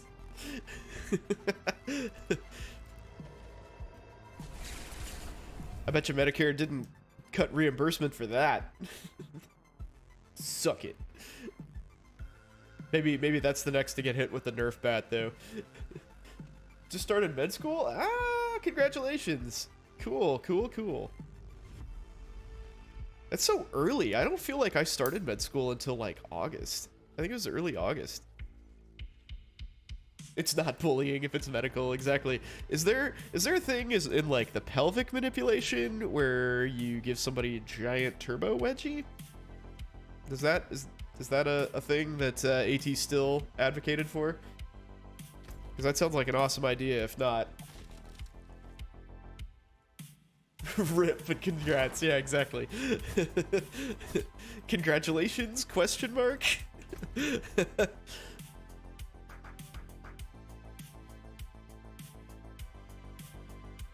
Yeah, med school's crazy, dude. The first little while is pretty tough, in my opinion. I feel like the adjustment is difficult. All right, fuck this barricade. That guy was suave and went around it, but I have no such subtlety or skill. Therefore, I'm going to break everything and then ride away on my horse.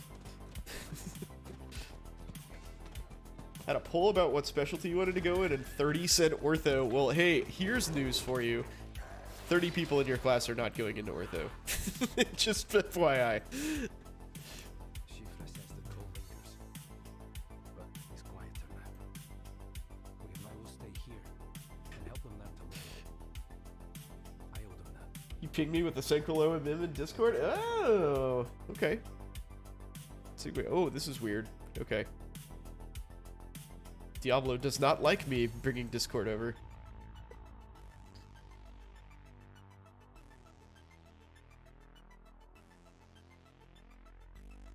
Let's see.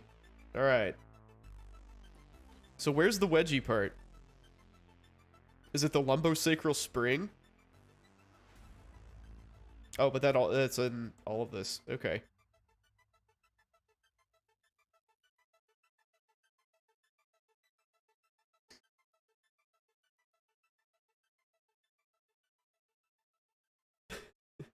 It's just diagnosis. Okay, fair enough. Your professor was like, oh, looks like a lot of people are interested in ortho.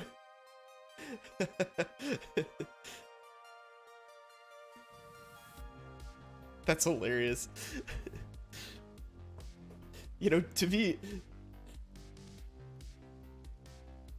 perfectly honest, like, that would have been a great opportunity for him to be like, hey, that's cool, but let's be realistic, you know, in like a nice way.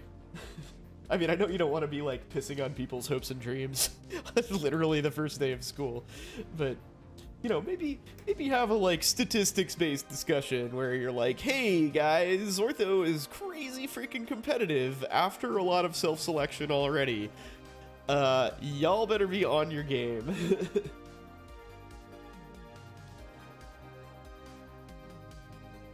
Fun thoracic treatments like the Texas Twist and the Kirksville Crunch. I just need me a Kirksville Crunch and I'll be right as rain.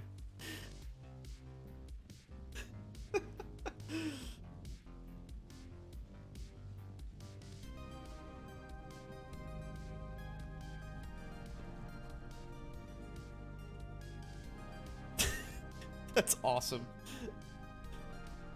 Oh shit! Are you guys at the same school? That is awesome.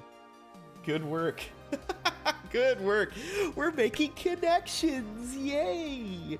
So let's see. So we have had pelvic floor education tonight. We have talked about rising up against the government. We have made network connections. I think we're pretty much hitting on all cylinders here, guys. Yeah. Yep. This is good. This is super good. Now somebody needs to find a job through the stream, and then we'll be complete. Perfect stream, exactly. 10 out of 10. Would recommend. Am I hiring? Not anymore. We just hired 2 people. 3 months ago? Yeah, 3 months ago. Which, oh my god, was the best thing ever. Holy shit, it was such a good thing for our quality of life. Because now we're only taking 16-hour calls, 3P to 7A, instead of 24. Oh man, it's so nice to just like come in and do cleanup. You just do cleanup work because our OR shuts down at like 7 most of the time. So you maybe see like 2 or 3 people and, you know, just kind of finish crap up and you're good. Then like overnight we usually get called once or maybe twice. So that's that is way better than getting your ass handed to you all day long and then doing all of that in addition to it. How early do we start? First start's 7:30. I think that's pretty standard for operating rooms.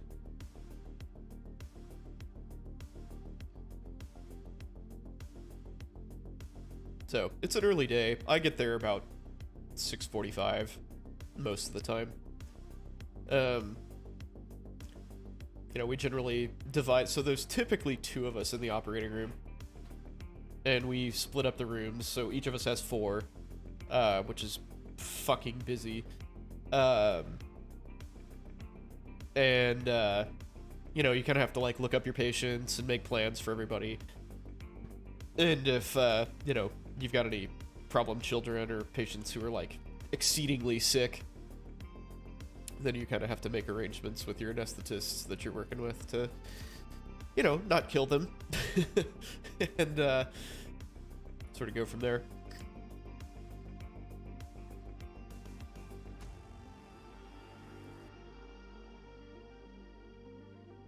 This is so... Arenas revisits the poll question with 30 people wanting to go. How big is your class, by the way? I didn't even ask that. It doesn't matter, because even if it's 7,000 people, 30 aren't going to ortho. But, just curious. 240.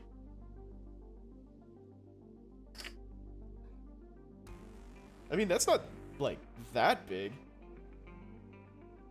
I think my class was 210. You know, it's a state school, I guess. I guess state schools are probably bigger than most, but...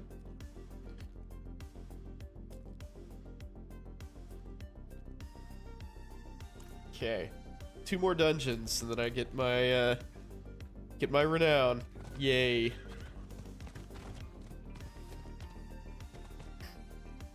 30% was soap? Yikes. How many people had to compromise their specialty choice? Do you know? I mean, I guess that would be mostly hearsay. But... I need more time. Can you soap into Derm? Probably not.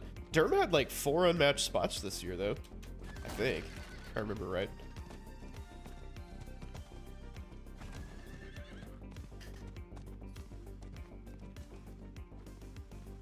Your school opened up a new Derm program? That's cool.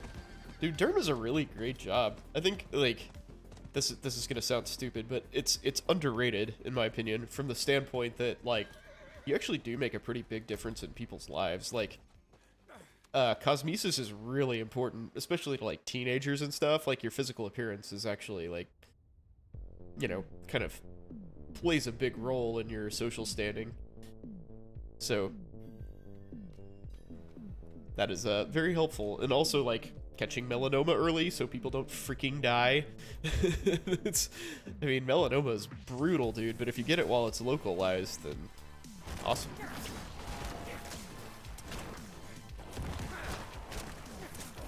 Yeah, they did away with the MD versus DO residency thing, which I think is good, I guess, overall, but I don't think it's really made the difference in DO match rates that they thought it was going to.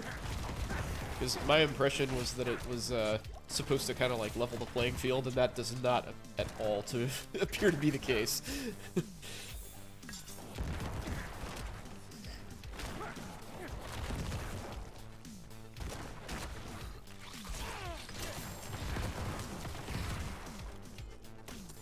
Do they practice OMM in some residencies? I know, like, yeah, I know a lot of, so at the place that I did my family practice rotation had multiple DOs, and they did it.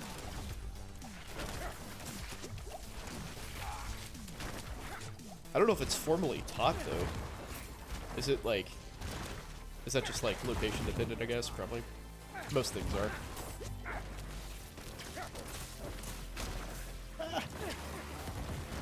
There you go.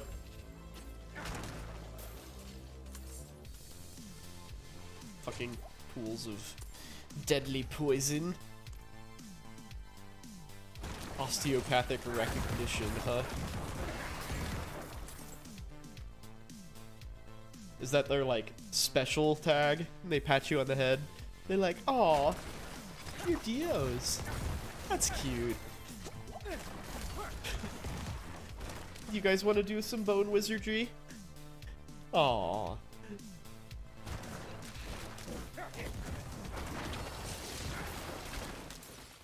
I mean, I think that's good, though, that they sort of integrate that. Why not? Like, if it's something that you want to get involved with, then I don't really see much reason why that should be, like, prohibited.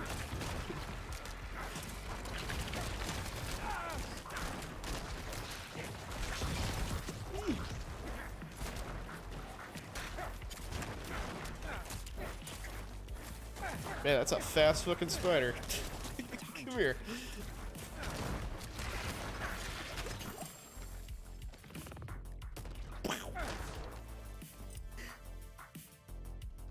Oh, didn't get his animus. Oh, I missed a lot of animus. I've just been killing bitches left and right, but I haven't been collecting. There we go. That's awesome that you guys are at the same school. I love it. What are the chances, too, right? It's not like we're, this is like a 30,000 viewer stream where, you know, people from all different walks of life come together. It's pretty, you know, pretty low volume kind of operation here.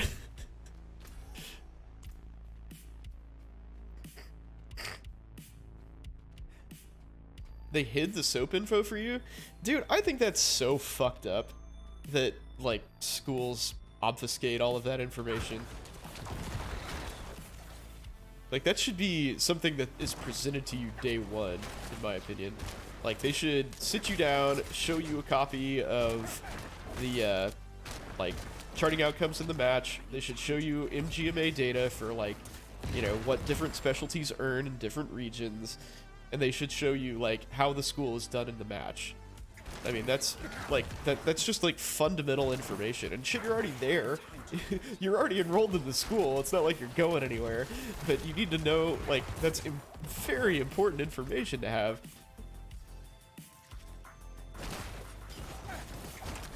But no, we let people cruise through life thinking that 30 of them are going to match in orthopedics.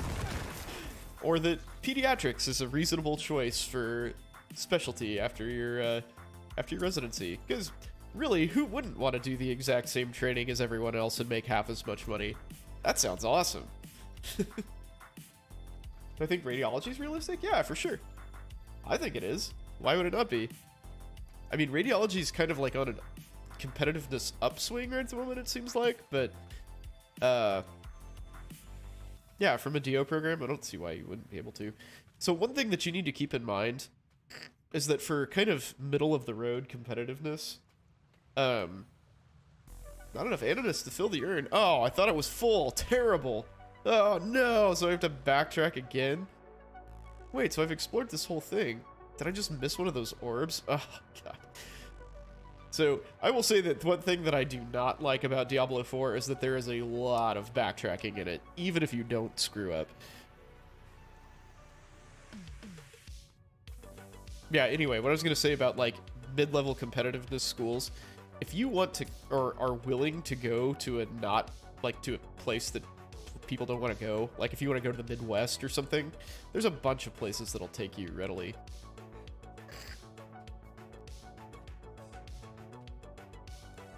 I mean, you just have to be smart about it. You know, if you want to go radiology and you apply to, like, Harvard and Yale and Stanford and shit, like, yeah, your chances are bleak, but, dude, nobody wants to live in Kansas City. It's an awesome place to live, and they're like, ah, yeah, I've flown over that before.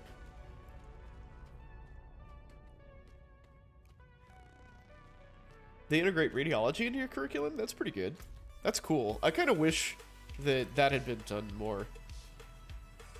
Like, we had to read x-rays and stuff for all our patients and kind of interpret, you know, the big, bad, and ugly. But I don't know. I don't feel like especially in med school, I don't feel like the teaching of radiology was very good. I'll leave it in KC if it means you can match term. Well, I mean, then go for it, dude. 30 gigs of radiology lectures? Damn. That is a lot. I need more time.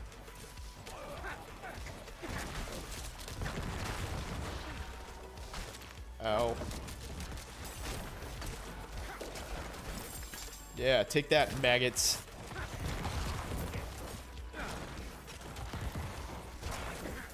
Yeah, but I mean, that's the trick, though. It's like, I mean, that's, in my opinion, a small amount of compromise. Because, like, really, your social life is not going to be super great during residency, regardless of where you are.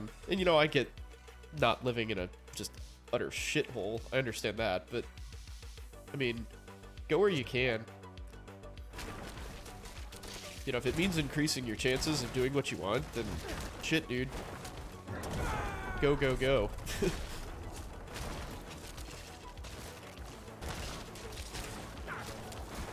Destroy the eggs before they hatch. Well, I'm freaking trying to.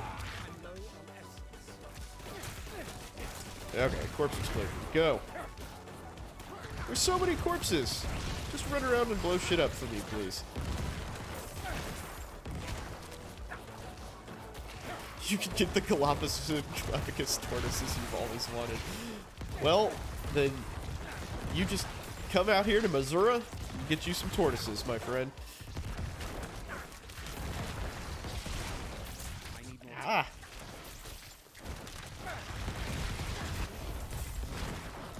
Excellent. Nest. Radiant chest. Give me a blood word. So rural is the secret to medicine.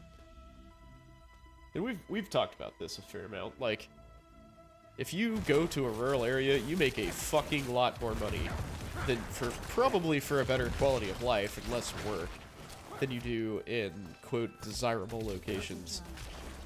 Family wasps are preferred in kingdom highlands. The wasps are harmless enough, but the local So if you can stomach that, then dude, by all means do so. Even if it's just for like a couple years, like maybe you sign a contract for like 3 years and they give you some ridiculous perks for a little bit. Like just go out there and eat it. You know, and live in somewhere suboptimal and just make an extra like $200,000 per year for doing something. Published 4 times with a radiologist? Oh god, that's awesome. In undergrad? Not bad, man. Not bad. Don't want you to build your whole application around that. I think you should. I think you should for sure. I mean, even if you go into anesthesia, like that's like 4 publications in, you know, a medical field is great.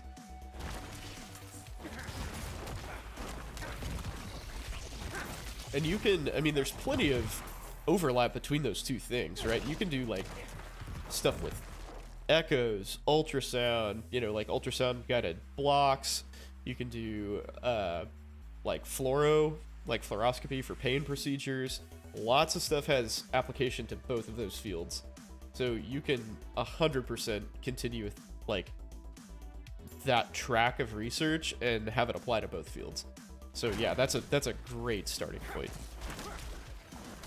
And that's kind of like the cutting edge anyway, this, you know, imaging for procedures.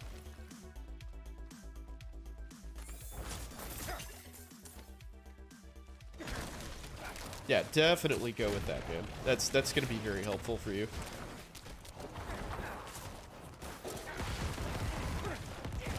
Like, one thing that's kind of in vogue is point-of-care echo, like echocardiograms. So, like, in the recovery room or something, if somebody's kind of struggling, you can just, like, take a portable echo and do an echo on them in the recovery room. I would actually be kind of interested to learn how to do that. I did a couple in residency, when that sort of very first like became kind of a popular thing to do, but I'm not very good with it. I can do a TEE, but that's obviously a lot more invasive. That's a transesophageal echo, so like you actually put an ultrasound probe down somebody's throat. So it's not like doing an ultrasound on their chest and evaluating their heart. It's a little different. Pretty easy to do research. Yeah, well, there you go. Yeah, that's a huge in. And, you know, if you already have experience with it, like, you will be much more likely to, you know, find projects that you want, I think. Is well-baked body ability. I think this guy's body is about to be well-baked, because I just exploded it.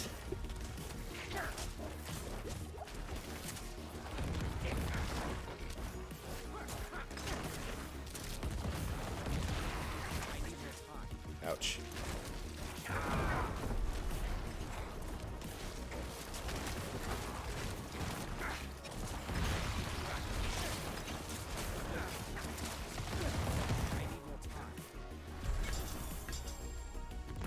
Compassion. Aspect of swelling curse. That sounds very, very lovely.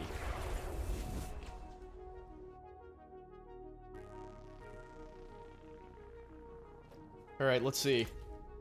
As I drool water on myself, what's the last dungeon that I'm gonna do in this area. Yep, last one. Druid, rogue,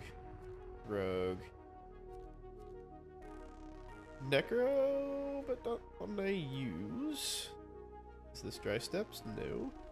Barb, rogue. What's this? Stockades. Is it still Scotland? Yes, it is. That is rogue. Is that easy to get to?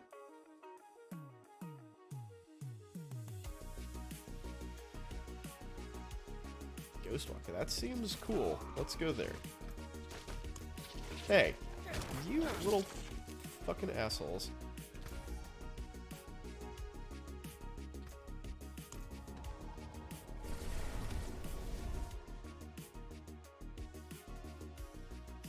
They opened up a bunch of spots that went unfilled. Yeah, how many? By the way, I don't think I ever asked anybody this or saw any info about it. But how many of those? What? Because there were like 500 and something emergency spots that didn't fill, right?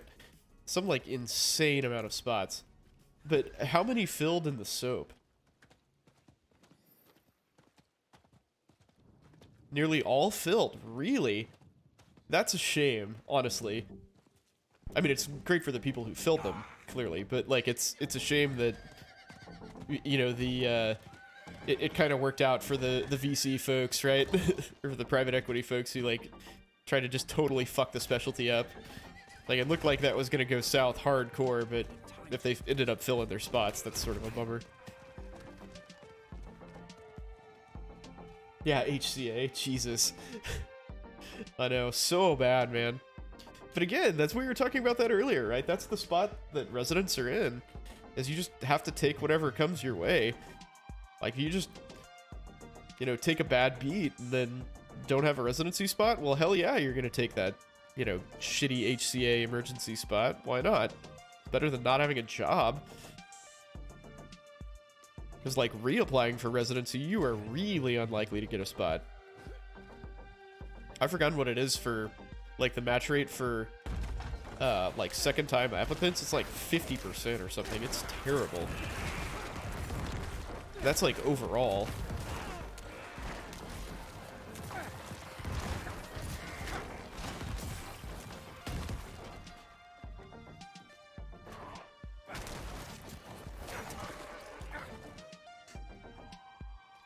They managed to stop HCA from opening a new one. Well, that's probably good.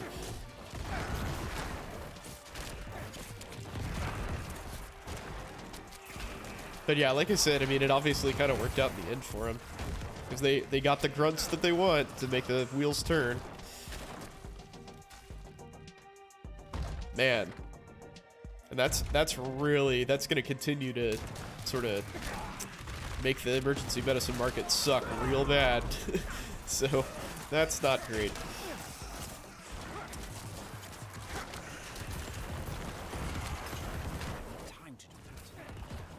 Yeah, I was very hopeful that that would end extremely poorly for those residencies.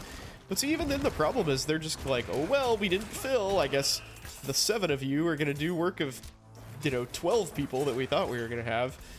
So that doesn't really work great for them either.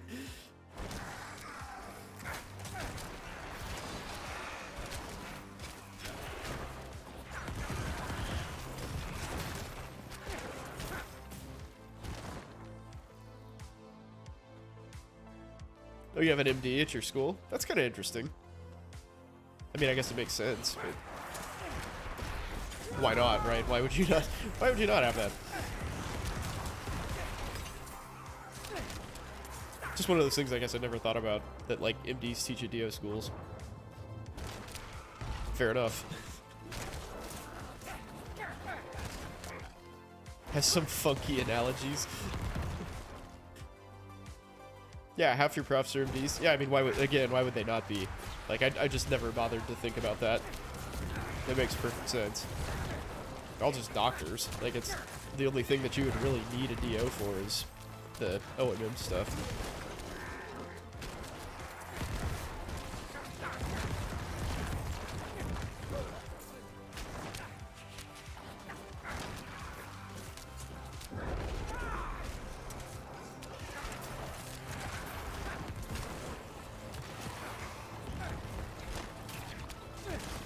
Have to be board certified in neuromuscular med. Is that a separate board certification that you have to achieve? That's kind of interesting. Oh, it's a specialty on its own. Alright. Is that, huh. So what kind of physician are you if you are board certified in that? Like, is that its own residency? I'm so confused. It's kind of like PM&R. Okay. Its own residency, really? I've never heard of that. So much valuable education.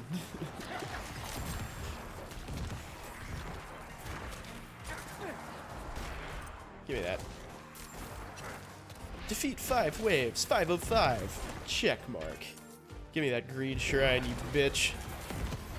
Yeah, that's what's up. Now I get to make gold fly out of everything that I explode. Oh, hello.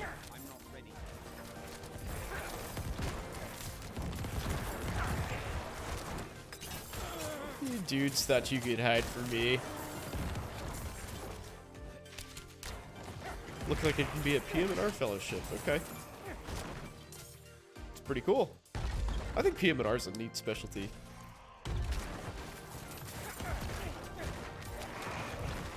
Like, it's very, like, slow-paced and steady kind of thing, but, you know, you're like, your whole job is to, like, help people get their lives back, which is pretty cool. I think you're compensated pretty decently, too. Why does life have to be hard? That's a great question, dude. But hard it is. Oh, that's a freaking butcher. Oh, shit. Okay. Well, this might be fugly. Let's see what happens. I haven't fought the butcher in a long time. Let's see if I can kill him. Not doing real well so far. Ah!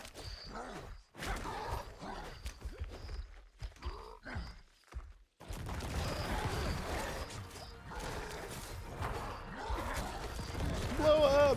Explode! Explode all the corpses! Oh, you just headbutted the shit out of me. Oh my god, this is terrible. Ow!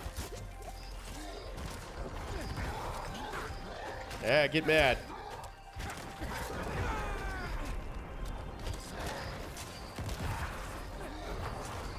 Yeah, definitely have not done this well against the butcher before. I've met him 3 times, and I ran away twice, and he just absolutely cornholed the shit out of me the first time. So, we'll see how this is going much better. Now that I've actually kind of, like, geared up a little bit. Yeah, corpse explodes while I'm blood misted! Woo! Almost to the last health tick. Oh, shit. Oh. Alright, I need my hurricane to come back online. Bone Storm, where you at? Where you at, bro? There we go. Now we're looking good. We are cooking with gas, butcher. You better drop me something super cool. This is a long time coming. Oh, what is it? Ah, corpses go everywhere! Ah, the butcher's dead! Okay, sweet. What did I get? Protecting Amulet. Seems a little underwhelming. Thorns, Shrine Duration, 4.1% Dex, Immunity Bubble. Okay, well, that was nothing butcher specific, I don't believe. So color me disappointed. I still forgot to upgrade my potion, son of a bitch! That would be very helpful in situations like running through random dungeons and running into the butcher. Alright, you little gold shit, come here. Well, I would say that this has been a very productive little run here. Got the butcher and freaking loot goblin all at the same time, basically. Alright, you die.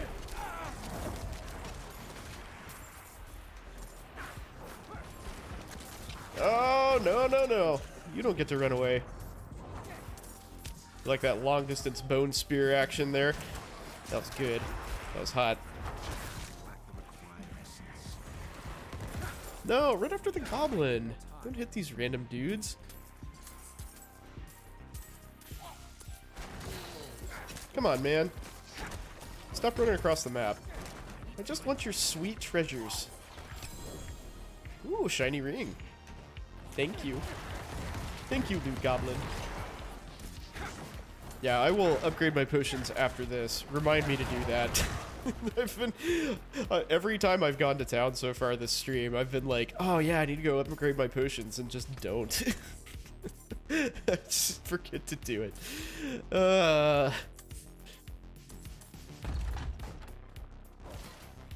This is the first time I played this game in a few days, though. I have had very little time to spend on leisure activities, unfortunately.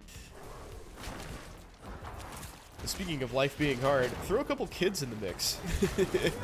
that makes it way easier.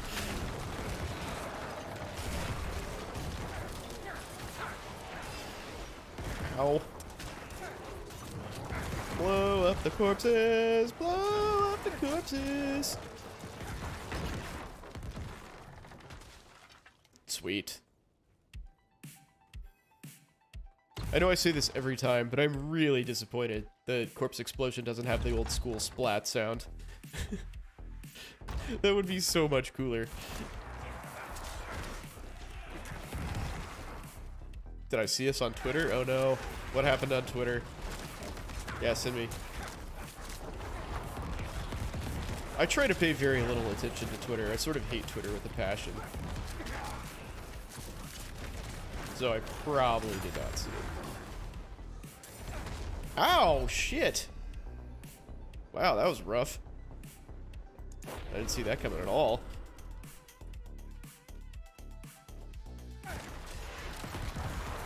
Nice little on-death effect there. Send me a screenshot. Okay. Where is my... There it is.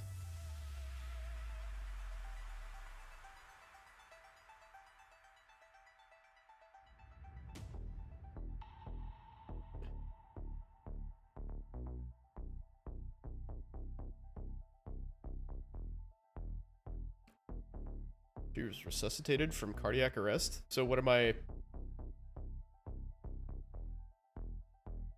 I mean, what am I supposed to be looking at here?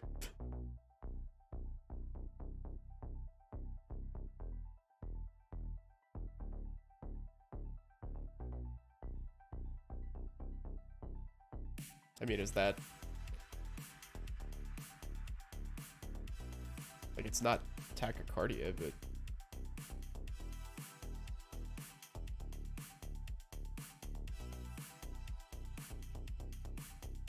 Maybe am I missing something here? Like, that just seems like a really fucked up wide complex rhythm. After... It is very slow, yeah. Yeah, I mean, it's not... I don't think it's VTAC, it's just like... some weird wide complex rhythm from somebody who has a messed up heart.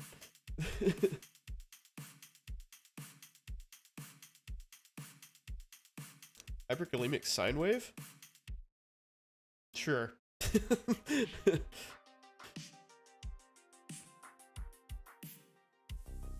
Yeah, I mean, you can get all sorts of crazy ass. But yeah, VTAC is not what would come to mind. It should be obvious that it's not VTAC. Yeah. Yes.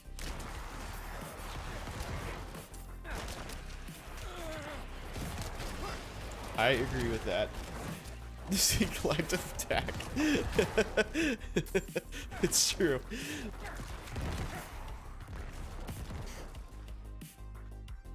Yeah, those weird like transient rhythms that like postcode people have are very strange. That happens after heart surgeries too, actually. Like if you know, put a couple sutures through their SA node and weird shit happens.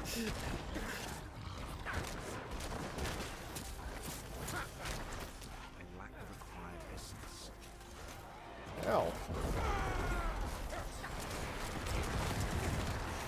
Give me my essence back, please.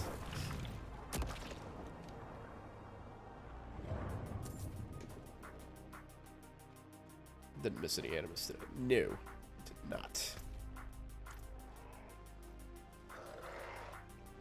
Yeah, I would be like very careful about answering questions on, you know, any sort of social media thing unless you are absolutely sure you are right, in case a situation like that arises where there's like lots of other physicians looking at your answer. They're just like, dude, no, no.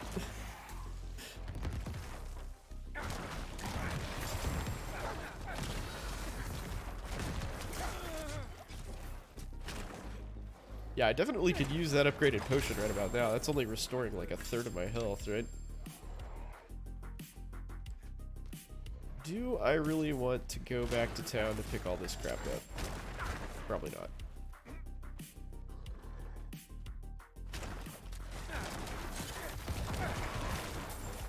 That's sort of... So what that reminds me of is going on that show... Do you guys... I don't know, maybe it's still on, I don't know. But the show, Are You Smarter Than a Fifth Grader? Yeah, that seems like a really bad thing to go on for any professional. It's like, you know, clearly these are all like weird pieces of like, you know, American history trivia and shit like that that, you know, you learn and instantly forget. But just the connotation is not great. If you like being beaten in a trivia challenge by a 9-year-old. Like, oh yeah, that guy's gonna be my doctor? That sounds great. The guy that is not, in fact, smarter than a 5th grader.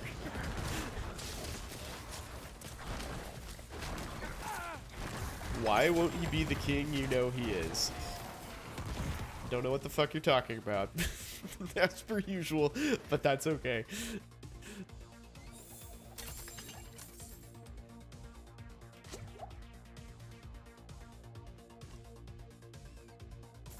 I want to finish this dungeon. Where's the last animus guy? There he is. Hey, brah. I want to make you shit gold. Here.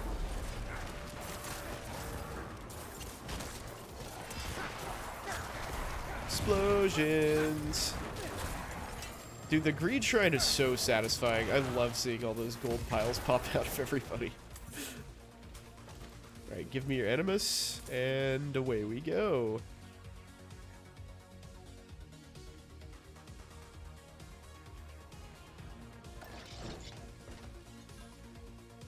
Let's do it. Khazra Abomination. Alright.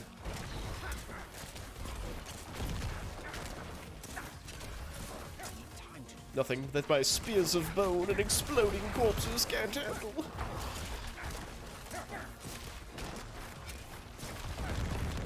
Wait, so has anybody else started school yet? Obviously residency went by. Bing Bong's getting manhandled. Intern year sucks. I think he told me he's on OB. Yeah, that's right. We need to pour one out for Bing Bong, dude. He started residency on his OB rotation. That is a rough way to go. That is jumping in the deep end in terms of social issues.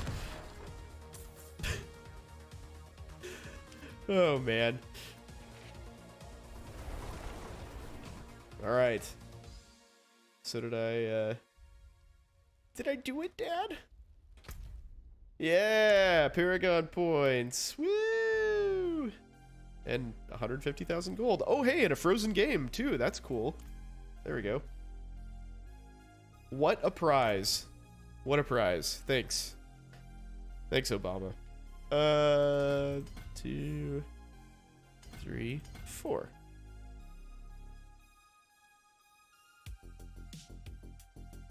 Okay. And back to town I go to upgrade my potions. No, I didn't forget, but you guys didn't remind me. You're jerks. I don't appreciate that.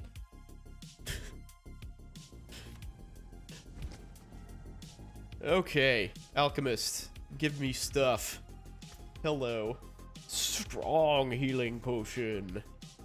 378 life versus 255. Why does that not really seem like that much? Oh, and 35% of your maximum life. I just have to read the rest of the sentence. Got it. Got it. Okay, so I have all that except for level 70. Cool. Well, now that I have upgraded potions, it seems like a good time to stop streaming. So, thank you guys for joining me. That was fun. That was a very interesting stream. We made a love connection. How about that? So, I am going to Comic-Con, as I mentioned, so I will not be back until next Monday. I will try to be on after so I get back Sunday night. Late Sunday night.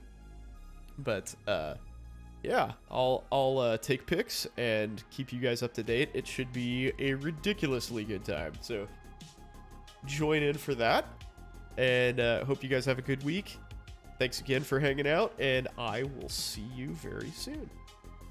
Peace.